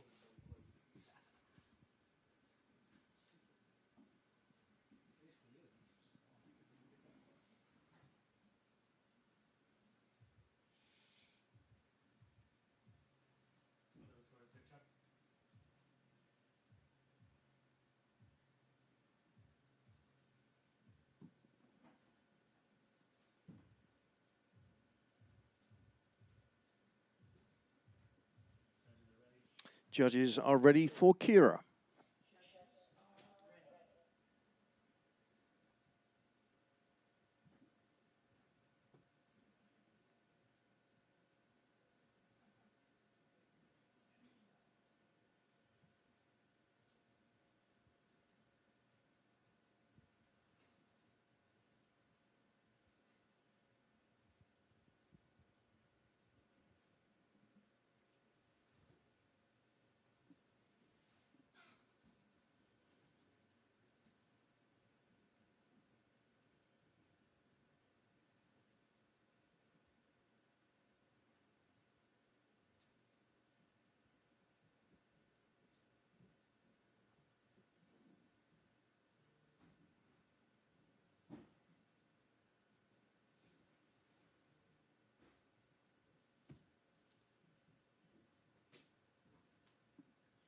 On course.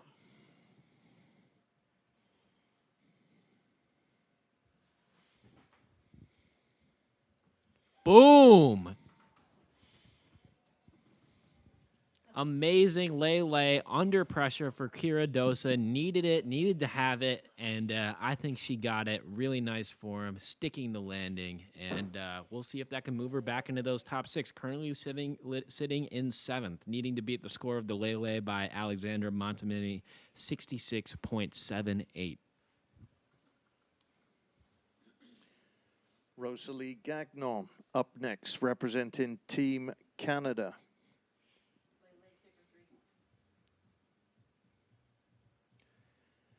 Lay, kicker 3, bib number 7.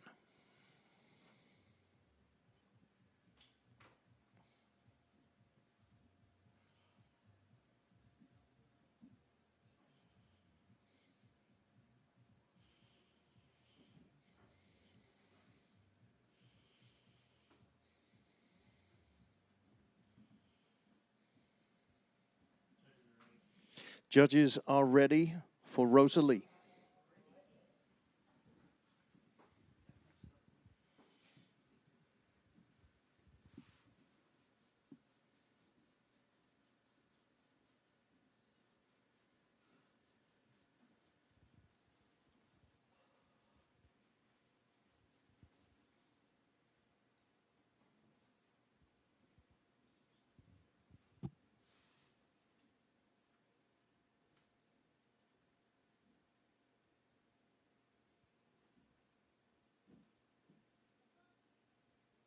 On course.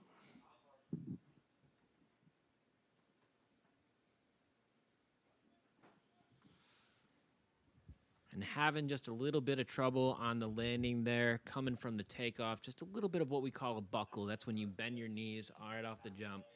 Getting it to her feet, though, staying safe, and she is in our top 6, so we'll be able to see her again in the finals. Kira Dosa with a score of 68.37, our new bubble score, and these girls have been hopscotching around that bubble all day, currently sitting in 6th with just a few more competitors left to go.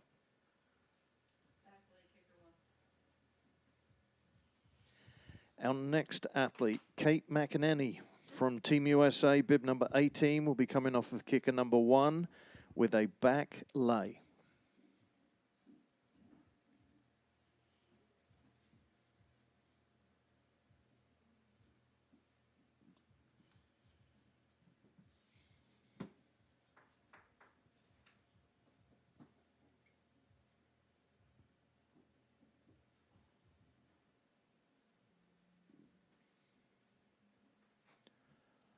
See, now I could be ice fishing right now with my brother-in-law and Matthew, but I thought we could really do this. Ice is getting thinner by the second too. It is. Yeah, they're doing the Kobe Classic. At least Colby West. Yeah. It's pretty Somebody good. said it's 11 inches still. A little bit. Yeah. Might be a little slushy on top. Our next jumper is Charlie Fontaine, right? Do we have a jump coach for her yet? Kate McEnany right now. Catherine McNamara, back lane. Sorry, the next one after that is Is Karina. judges are ready. No, Karina is, I did the wrong one. Yes, okay. okay. You're ready. Judges are ready for Kate. The one after this is going to be advanced, right? Yes, the 20 is at the end, that's Karina. And 19. And 19. I'll cut myself by one. I know.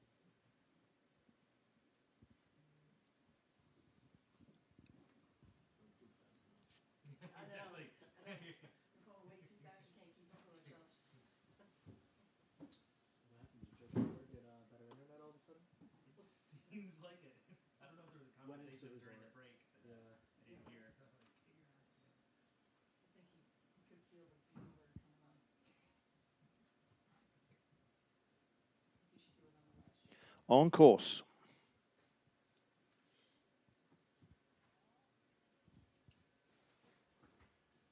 Really nice back layout there by Kate after a awesome back full in round 1. So 2 landed jumps for Kate, and that's not a bad way to end off your NorAm season. So great competition for her. Lay kicker 3. Okay, Karina Elliott has decided not to take her second jump, so we move on to Charlie Fontaine, representing Team Canada. Lay off of kicker number 3. Charlie is already in to our final 6.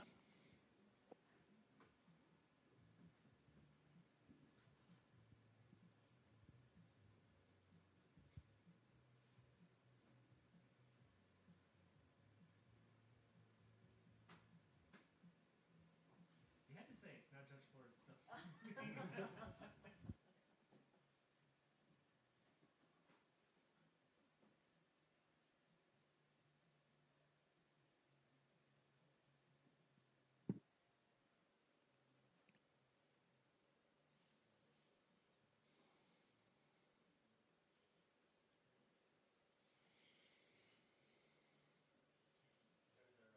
Judges are ready for Charlie Fontaine. Lay, kicker 3.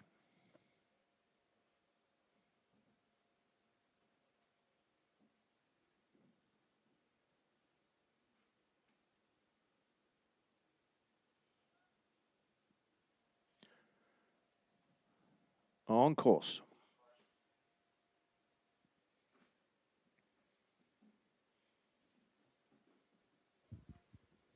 And putting it down to her feet, just not setting quite enough flip rotation to keep both of those flips straight, but another landed jump for Charlie Fontaine, who's already firmly secured in the final. So our top 6 competitors are set, and it should be an exciting final round of competition. 6th place, Kira Dosa.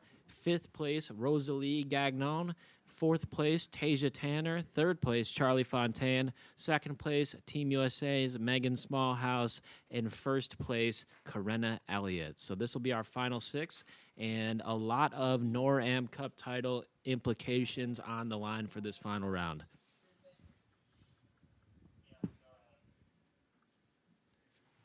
Thanks for coming out to the 5th Freestyle Ski NorAm Cup. Final 6 jumpers jump in for medals and overalls. We have athletes competing for overalls, Chris? Yes, so I can kind of try and give a brief overview of where we're at in the NorAm title. A few of our athletes that are in the running are not in today. So the athletes that are competing for that overall out of our final 6 are Tasia Tanner and Kira Dosa, as well as an off chance by Charlie Fontaine. And Karenna Elliott and Megan Smallhouse are playing the role of the spoiler. They are here in today's competition, but did not compete in the entirety of the tour because of World Cup and training here in Lake Placid. So they're playing spoiler today. They could help or hurt their teammates or Canadian counterparts' chances of getting the overall title. So should be very interesting, and I'll try and give you the updates as best I can.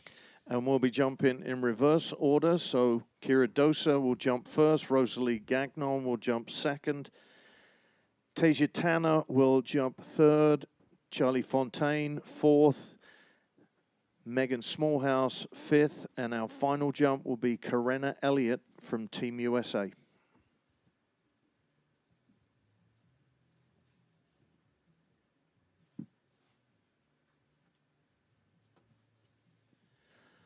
Few people to thank while we're getting the athletes back up to the start, the final 6 jumps. Our judges, remote, Helena Carpenter, Dana Licorice, Dejan Ladik, Daniel Murphy, and Jocelyn Volpe. Thank you very much for your efforts and energy wherever you are in the world. We've been receiving your judging, and it totally agrees with Chris Lillis, who's sitting next to me. And he knows something about this sport. Head judge, Chuck Search. Thanks to Guy Andre, our technical delegate, chief of comp, Chip Draper, and all of his boys, Pat and Manny, Evan Bliss and Evan Greenberg, Brad Preston, chief of Hill, and Raymond. Thank you for your help. And thanks to you, the crowd, and thanks to all those Canadian fans who came down to watch. Yes, there you are.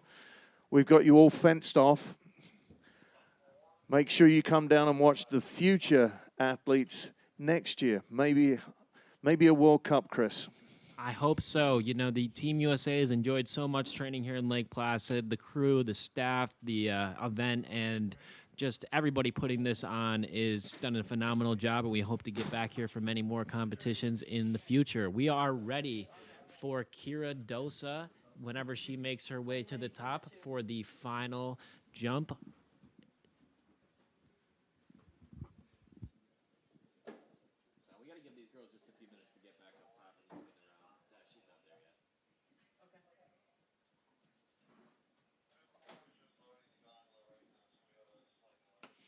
Okay, so we've got a couple of seconds because bib number 4, who's jumping in our final, is just getting on the gondola. And if you want to take a gondola, it's going to cost you a little bit more money to go up to see the top of the ski jumps, unsurpassable views from the top of that 120-meter tower, elevator ride to the top, and you'll get a ski jumper's view from the top of there. This event has been brought to you free of charge by the Olympic Regional Development Authority. Thanks for coming. There's nothing better than free freestyle aerials. So when you get a chance to come here, I'm not sure if we're going to be charging during the summer to watch the pool action, but we do jump year-round here into the pool with the young kids. Development program right now based in Park City, but potential to have an East Coast development program. Well, we've had it in the past and have spent a few years away from Lake Placid, but Lake Placid has been bringing us back, and they've been excited to have us, and I hope that, you know, that relationship just only continues to expand as time goes on. It was a pleasure of my career to do my development years here in Lake Placid, living here between when I was 13 and when I was 17, and spending almost every summer of my life from when I was 6 years old on here in Lake Placid and enjoying everything. So it's good to be back. It's like a home away from home, and hope this is the first of many trips. Now, we are YouTubing live, but there's also some former coaches of yours that are here. Dimitri is here. You want to make a shout out to some of your coaches that have helped you to get where you are? Well, unfortunately, or fortunately, most of the coaches that I worked with in my development years, big shout out to Matt DePeters up top. He was my development coach here in Lake Placid on the Elite Aerial Development Program. just under 10 years ago. So huge shout out to him. Also, just all the coaches, Vlad Lebedev, Stanislav, just trying to bring us back to Lake Placid. And shout out to Joe Davies if he's watching in on the YouTube program as well. Yeah, Lake Placid's just got a huge history of freestyle aerial skiing, and we're just hoping to build that back up. And I think this event is the start of that for sure. Was Bergie one of your coaches? He was Eric Burgist. He's retired in Montana. I wonder if he's tuning in today, but Or fishing? or fishing or taking some time. But he was one of our development coaches. I'd say every coach on the hill has connection to here in Lake Placid, as well as many watching from home. So it's just a very special place in freestyle aerial skiing history. And I have absolutely no background in freestyle aerials. I'm a real football player, a real football coach, but I was very lucky to introduce you and maybe, I would say, about a dozen people that are here either still jumping or coaching into that 750,000-gallon tank of water over there. Yeah, you've been saying you have no background in aerial skiing, but you've been announcing events about as long as I've been doing them, Stuart. So definitely have a history of watching us jump and, have announced Wet and Wild Wednesday shows in the summer, as well as World Cups and different high-level events here in Lake Placid. So I would say that you've got some background and you know what you're looking at. The accent gets me away with a lot, to be honest with you. No, it's Eddie the Eagle jumped here. My mum and dad met him. I never did, but he may have put a smile on a lot of people's faces for the sport of ski jumping. But we have our own ski jumpers here that are currently now on World Cup tour. Tate Franz being one, local Lake Placid kid, played soccer for me at the high school. So the crossover between what were your other sports aside from freestyle? Well, I grew up, I was always a big baseball fan, grew up playing baseball, and then as I started acrobatic skiing and freestyle skiing, did some diving for crossover training and things like that. And it looks like we have our competitor up top, so enough yammering on about me, and we'll get the super final competition underway in just a minute here. Our first athlete is going to be Kira Dossa, representing Team USA.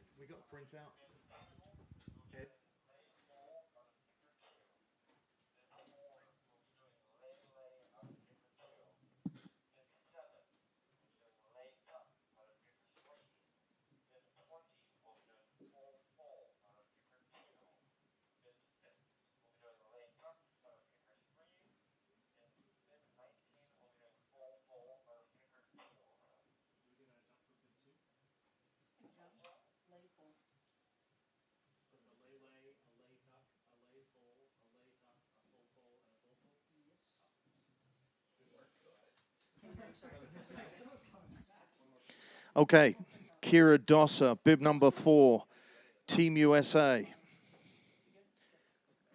Kira Dossa is going to be doing a lay off of kicker 2.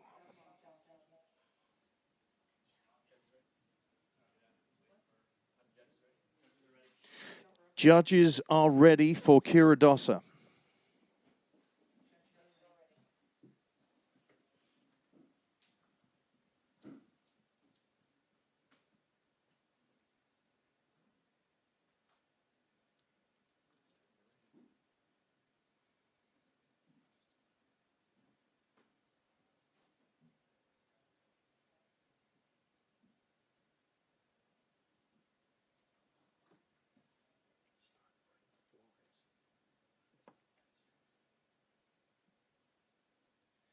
On course.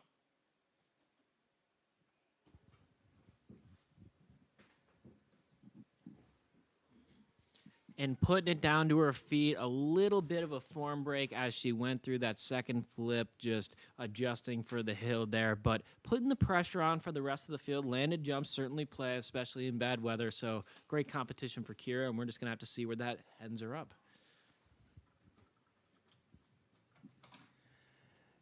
Our next jump, Rosalie Gagnon, representing Team Canada. We'll be doing a lay tuck off of kicker number 3.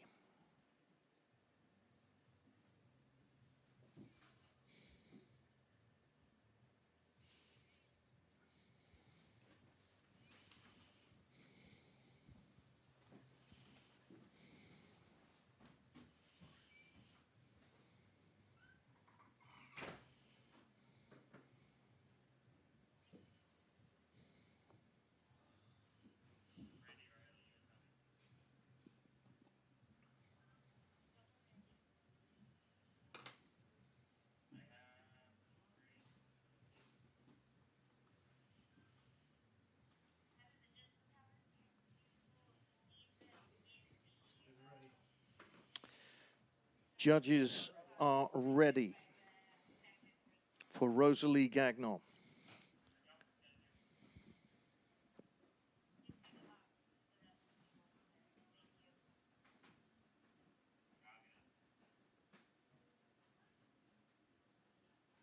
Why is someone screaming at the start?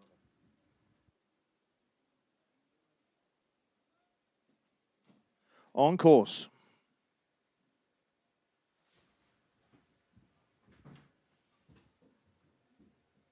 And an excellent lay tuck for Rosalie there, keeping that momentum that she's had going for the competition all day long and sticking that jump. That will definitely land her in the first position. Score in for Kira Dosa, 57.50.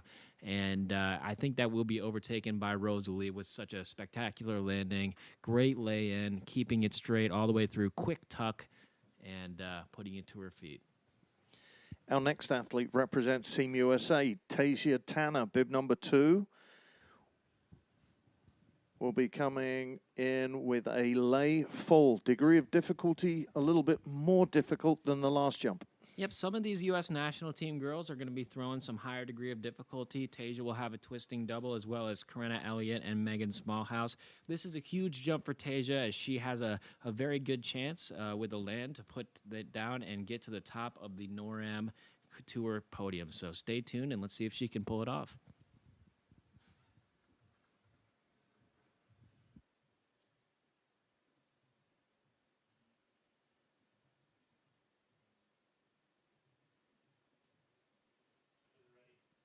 Judges are ready for Tasia Tanner.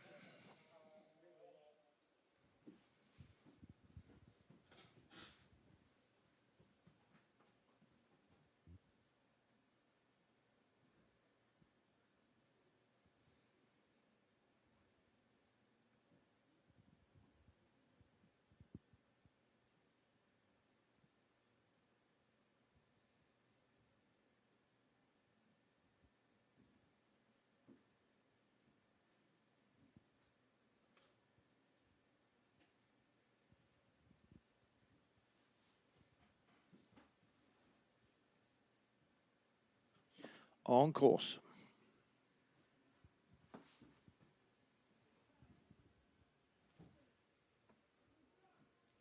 Booyah. That's definitely going to put her into the lead. A spectacular lay full, straight body line all the way through, an excellent landing. And I think that's going to get it done for her to take home that NorAm Tour Championship. Just seemed to have so much time to do that. They didn't look rushed. Great landing. Stas did a great job with the speed there. Her coach yelling the call for her, but Matt Peters and Stas getting the speed dialed in the wind, helping her put it to her feet. And, you know, that's what it's all about, especially on a high-pressure, high-level jump like that. So put herself in a great position for the competition today and for the NorAm Tour on the whole. Our next athlete representing Team Canada, Charlie Fontaine, lay tuck off of kicker number 3. And the Canadian crowd go wild.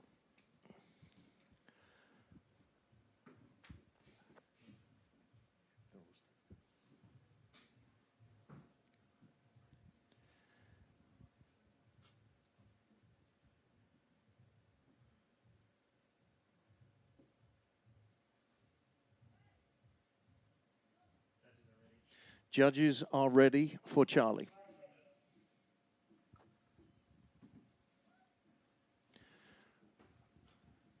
On course.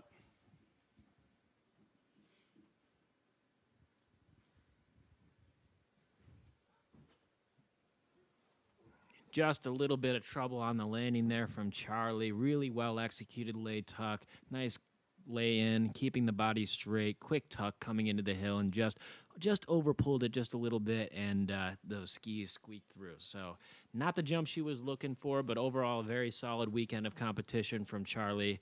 Score in for Tasia Tanner, first place, 78.88, and putting the pressure on her U.S. national team teammates for the last couple jumps of the day.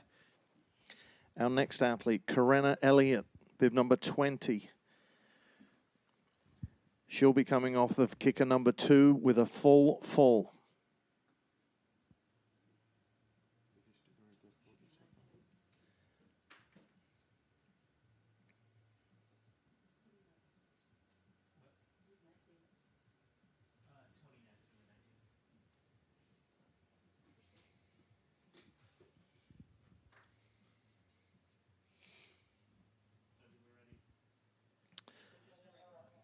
Judges are ready for Karenna.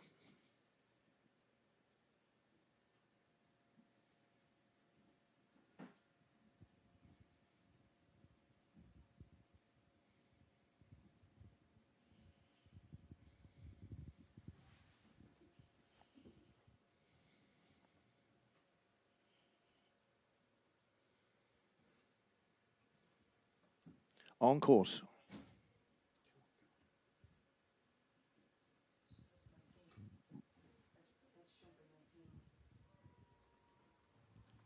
Great jump there from Megan Smallhouse, taking down the full and sticking the landing there.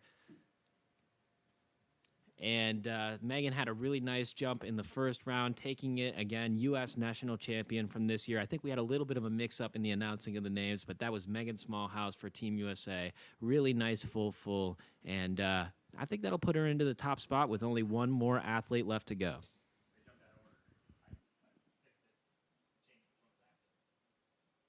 Well, that was the order from the qualification round. I'm not sure where it got messed up because Megan qualified in second.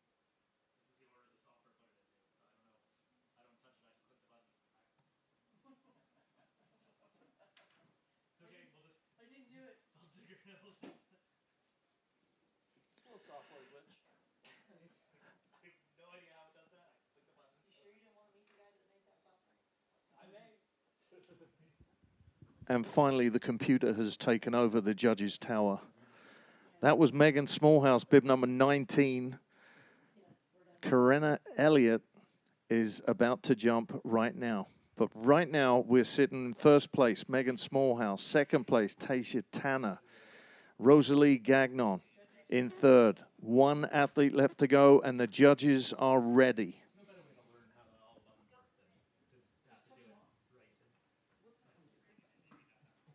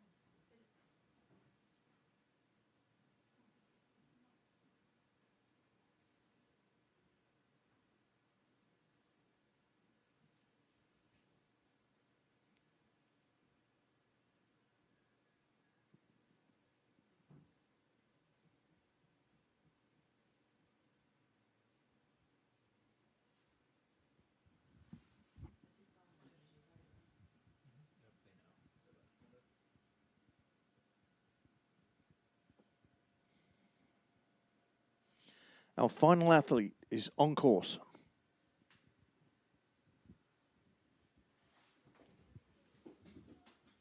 Putting down another spectacular full. I do not know who is going to win between Megan Smallhouse and Karenna Elliott, both doing spectacular fulls, nice landings.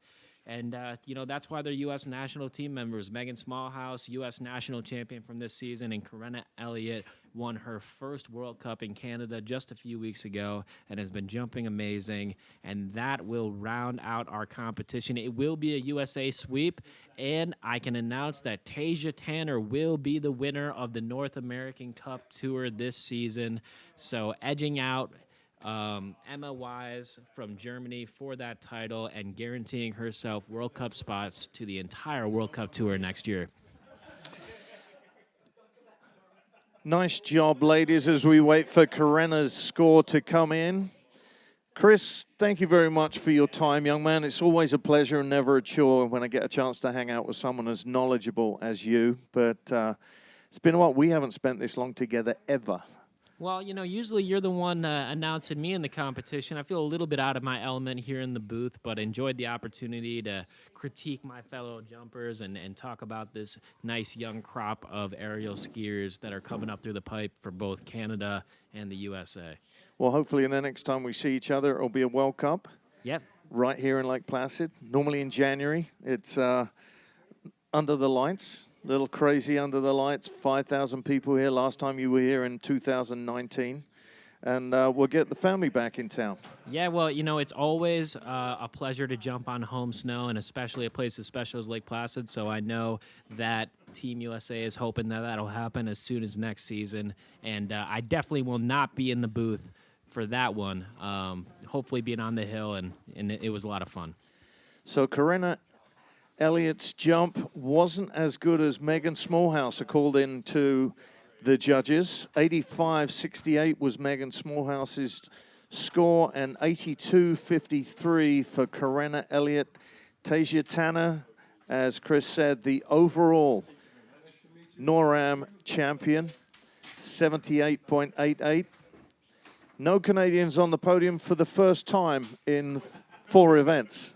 Yeah, so we kind of gave, you know, USA girls got some revenge in the afternoon after getting the USA boys got swept in the morning. Great weekend of competition, and we'll be down in the bottom to hand out some awards here shortly. Yep, so stick around, Canadians. You've got people on top of the podium in 3 of 4 of our events this weekend. Thank you very much to everybody here at the venue for looking after us. Thank you, Chip, and your crew for making those jumps and the hill as spectacular as we could have.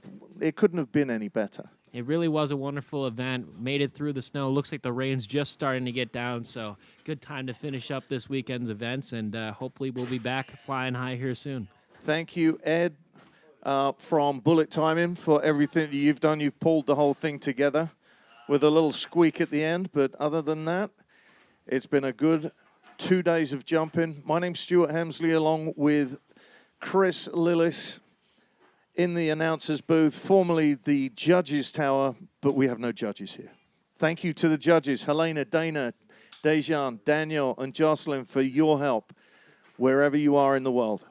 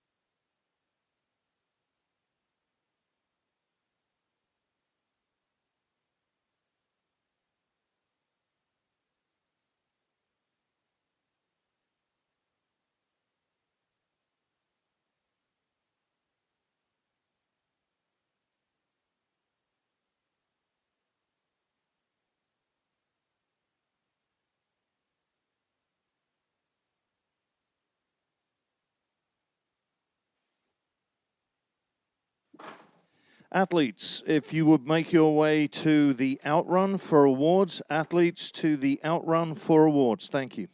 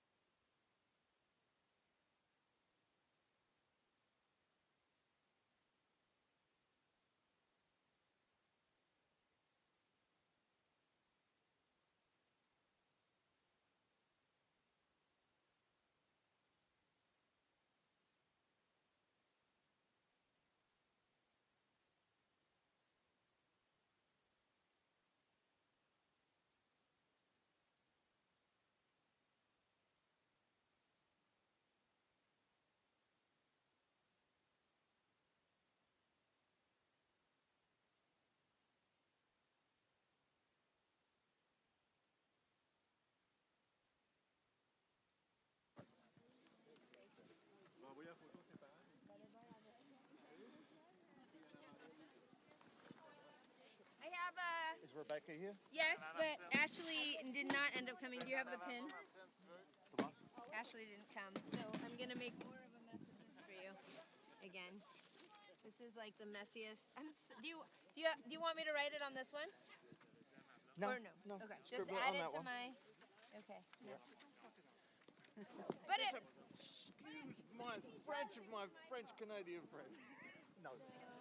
Now this is Jeremy Friedman. So this is... To whoever gave me this pin, I've used it a lot. Pencil.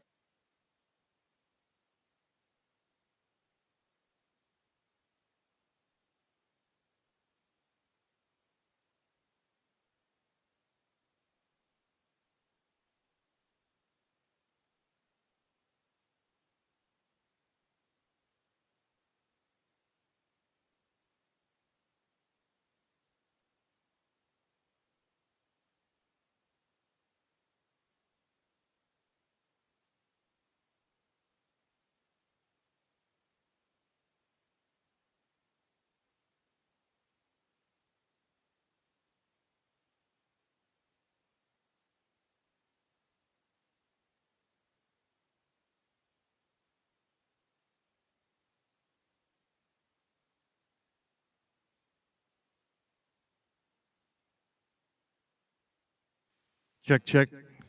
Okay. Not too much of a lag. Just don't listen to myself. Okay, we'll get this road on the show before too long. So much for that live mic.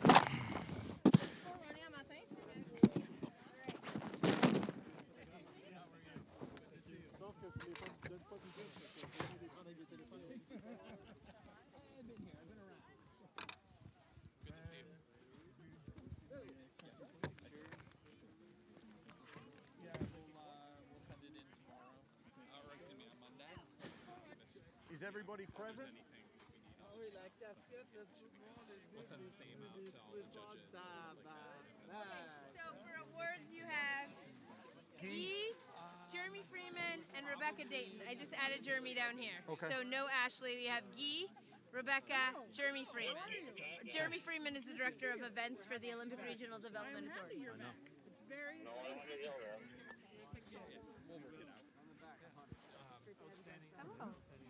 I'm good. Like with the ever left?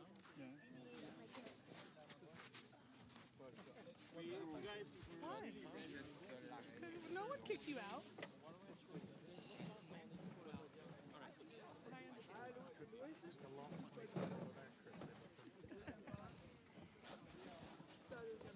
All of our award people present. You people. Which color you give them. Like, but all the boys get one color? We will be. Shoot, why did my camera... Do we have a Canadian flag? We don't. Yeah, they're all on the... Do we have a Canadian flag that we can borrow? Wouldn't it be good to have a Canadian flag in view? I got one in my car. I thought it was just part of a NorAm that... Okay. No flags, but we're just going to roll without them. All right. Are you ready? Ready as I'll ever be. Are you ready? Do you want to... So, you start and then tell me when you want me to cue fanfare. Oh, he's in here? Okay. Or not fanfare, the anthem. The fifth anthem. Oh, we're playing the fifth anthem. Usually we play that before they go on. Hello, and thank you for joining us here at the Olympic Jumping Complex for the FIS Freestyle NorAm Cup Awards. Today we will be presenting both the event awards and the 2023-24 FIS NorAm Cup awarded to the top performing athletes from the season NorAm competitions.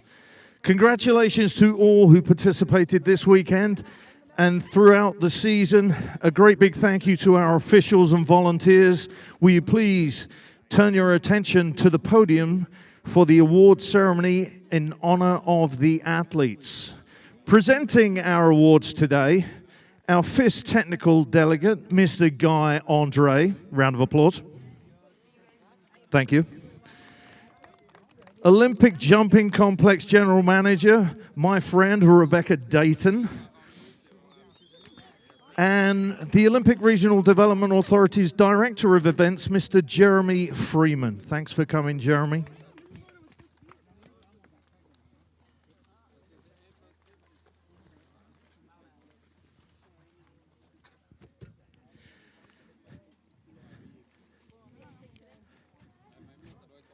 Yesterday, we had the Women's Freestyle NorAm Cup Awards.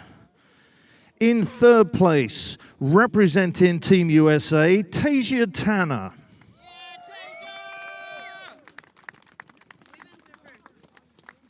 Sorry, men went first. Now we don't have any medals. She's got the wrong medal. We'll switch it later, don't worry about it. In second place, representing Team USA, Megan Smallhouse.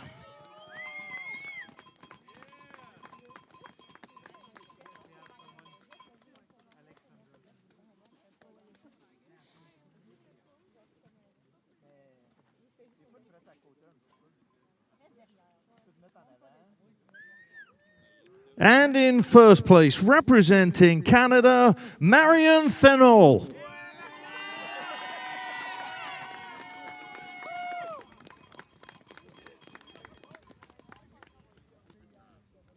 Thank you.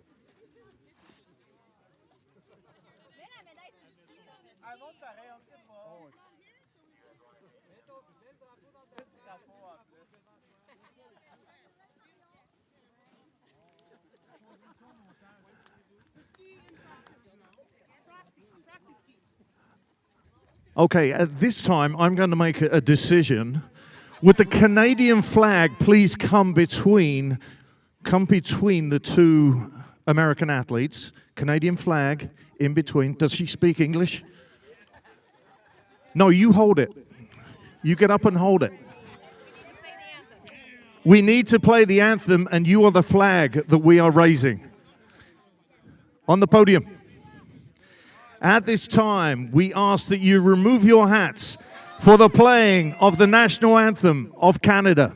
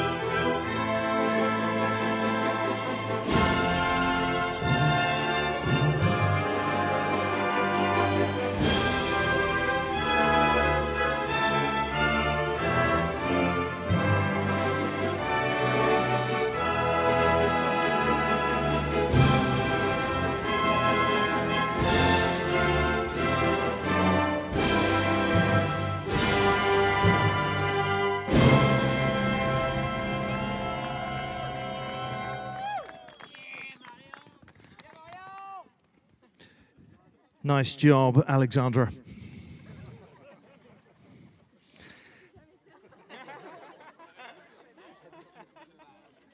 And now for our men's competition of yesterday. In third place, representing Team USA, Connor Curran.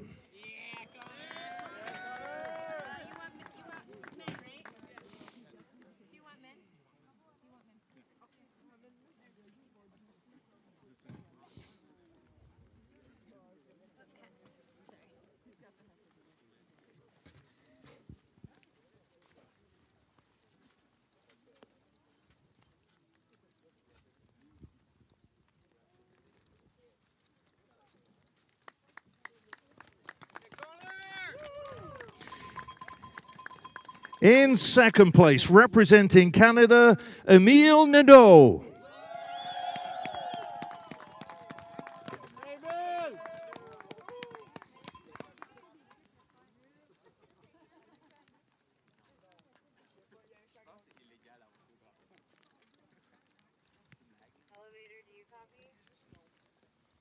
And in first place, representing Canada, Alexandra Duchesne.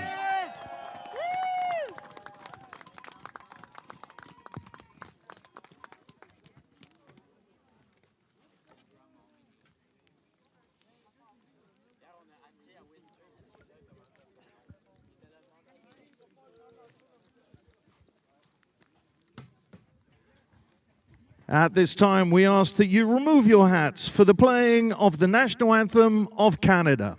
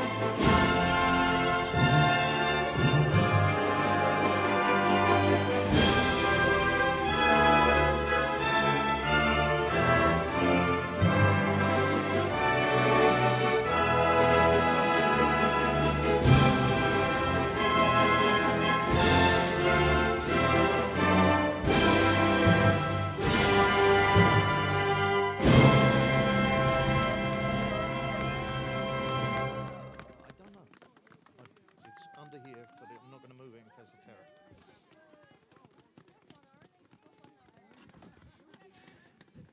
Nice job, gentlemen.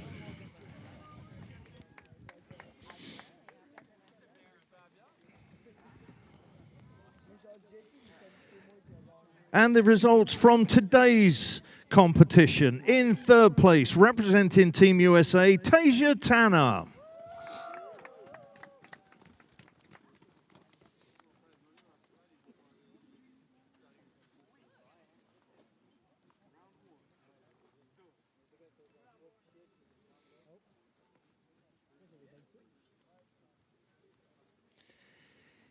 In second place, representing Team USA, Karenna Elliott.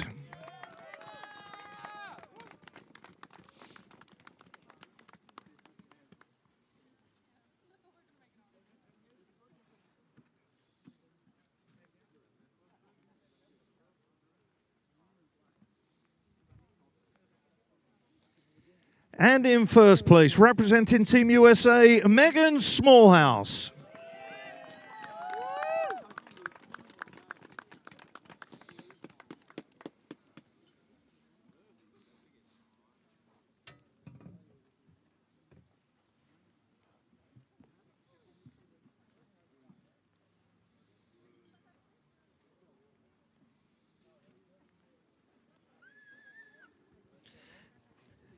At this time, we ask that you remove your hats for the playing of the national anthem of the United States of America.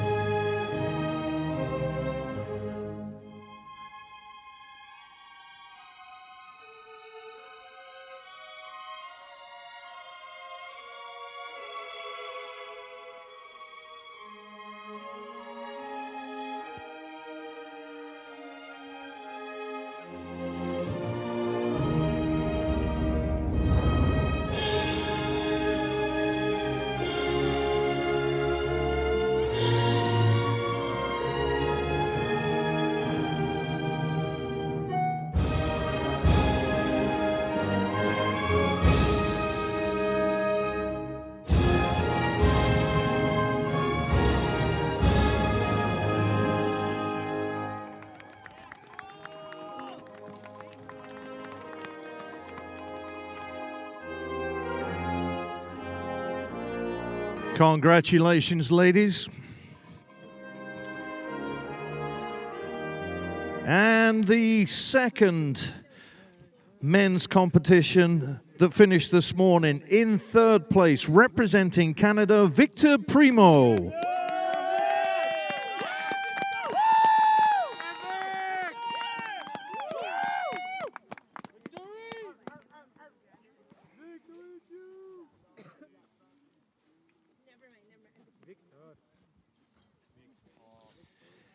In second place, representing Canada, Gabrielle Dion.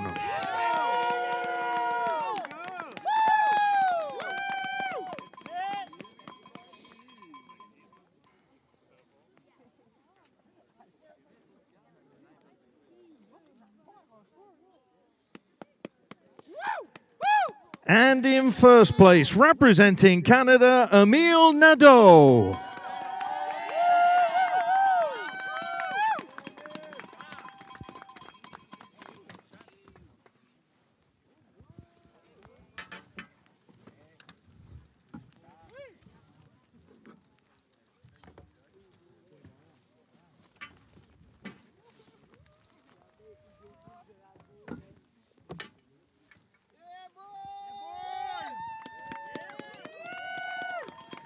At this time, we ask that you remove your hats for the playing of the national anthem of Canada.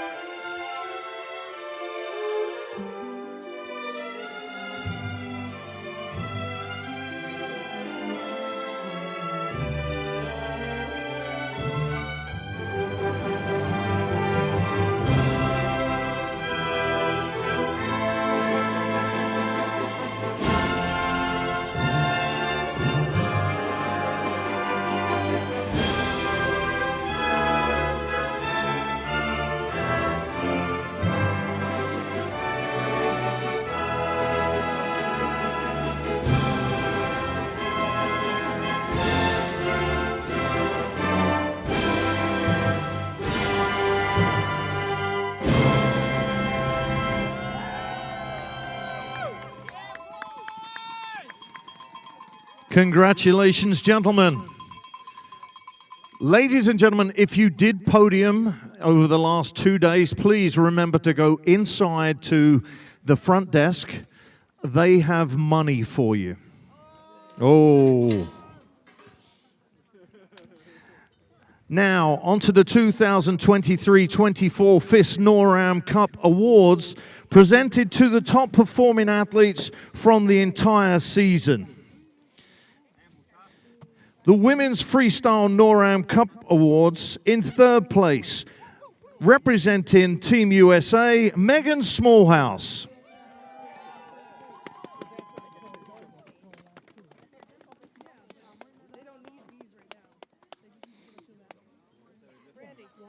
Hang on.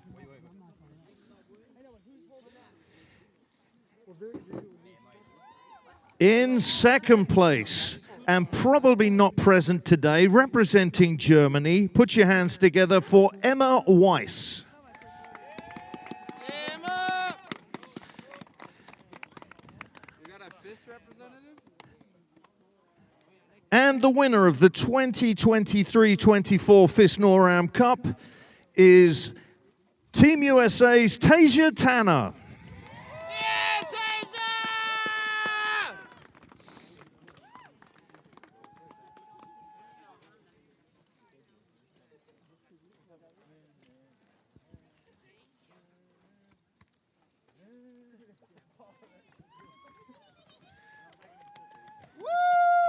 At this time, we ask that you remove your hats for the playing of the national anthem of the United States of America.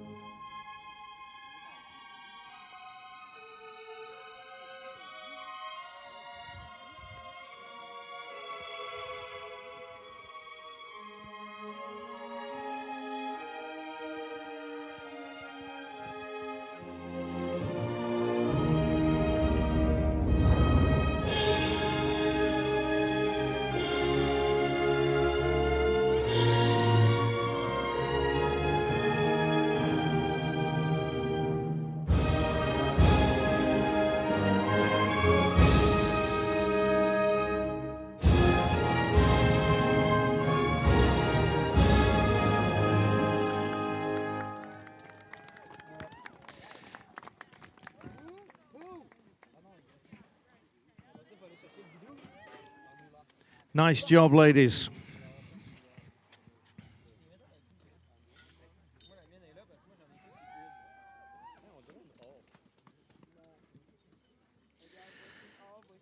And now for our men's freestyle NorAm Cup Awards.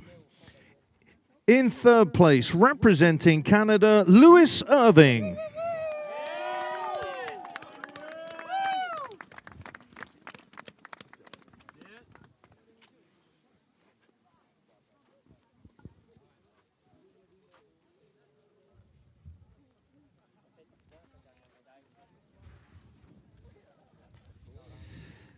In second place, also representing Canada, Alexandra Duchesne.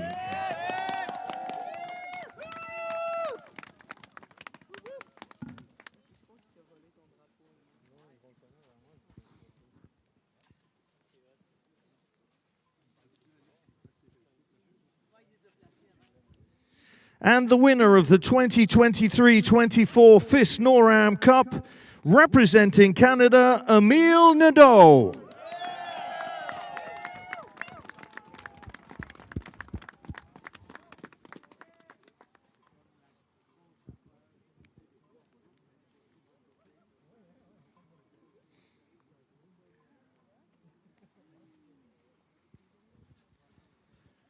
At this time, we ask that you please remove your hats for the playing of the national anthem of Canada.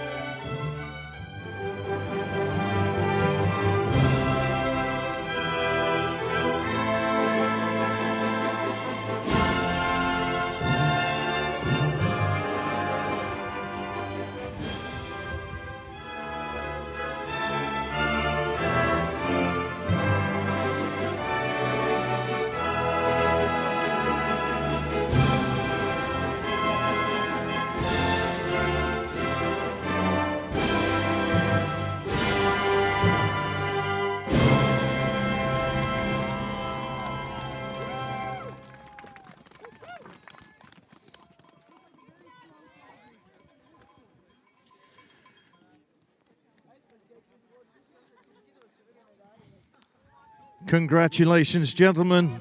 Ladies and gentlemen, that brings to a close this weekend and the season in NorAm Freestyle Aerials. Put your hands together one more time for all of our athletes and coaches, judges, and the people who put this field together. This is as cold as we've been so far this weekend. Safe trip home. Good luck to everybody in Kazakhstan if you're on your way. And hopefully we'll see you home here next January for a World Cup. My name's Stuart Hemsley. I'm your MC from across the sea. Thanks very much for having me here at the ski jumps. Thanks to Ed upstairs for sound, for everything wired. It's been a pleasure. Safe trip home, everybody.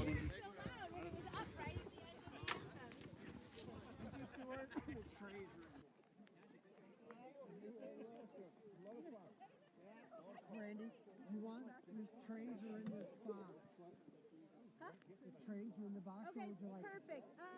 Just set it right inside in that little room that you saw me grab the stuff out of, and I'll grab it later. I'll take this table. Thank you both so much for your help. Thank you, thank you. I could not have done it without you. No, really. It was so much better with you. Yeah, we can put this table. Actually, we'll put it right over by the wall here, and I'll have somebody take it back later. We'll wait till Stuart's done.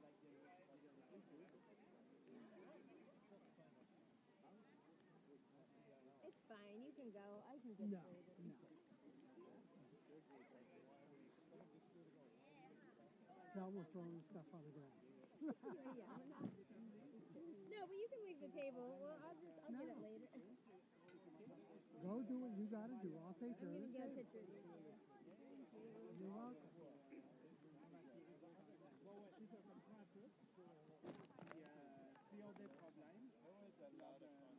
Yeah, for sure.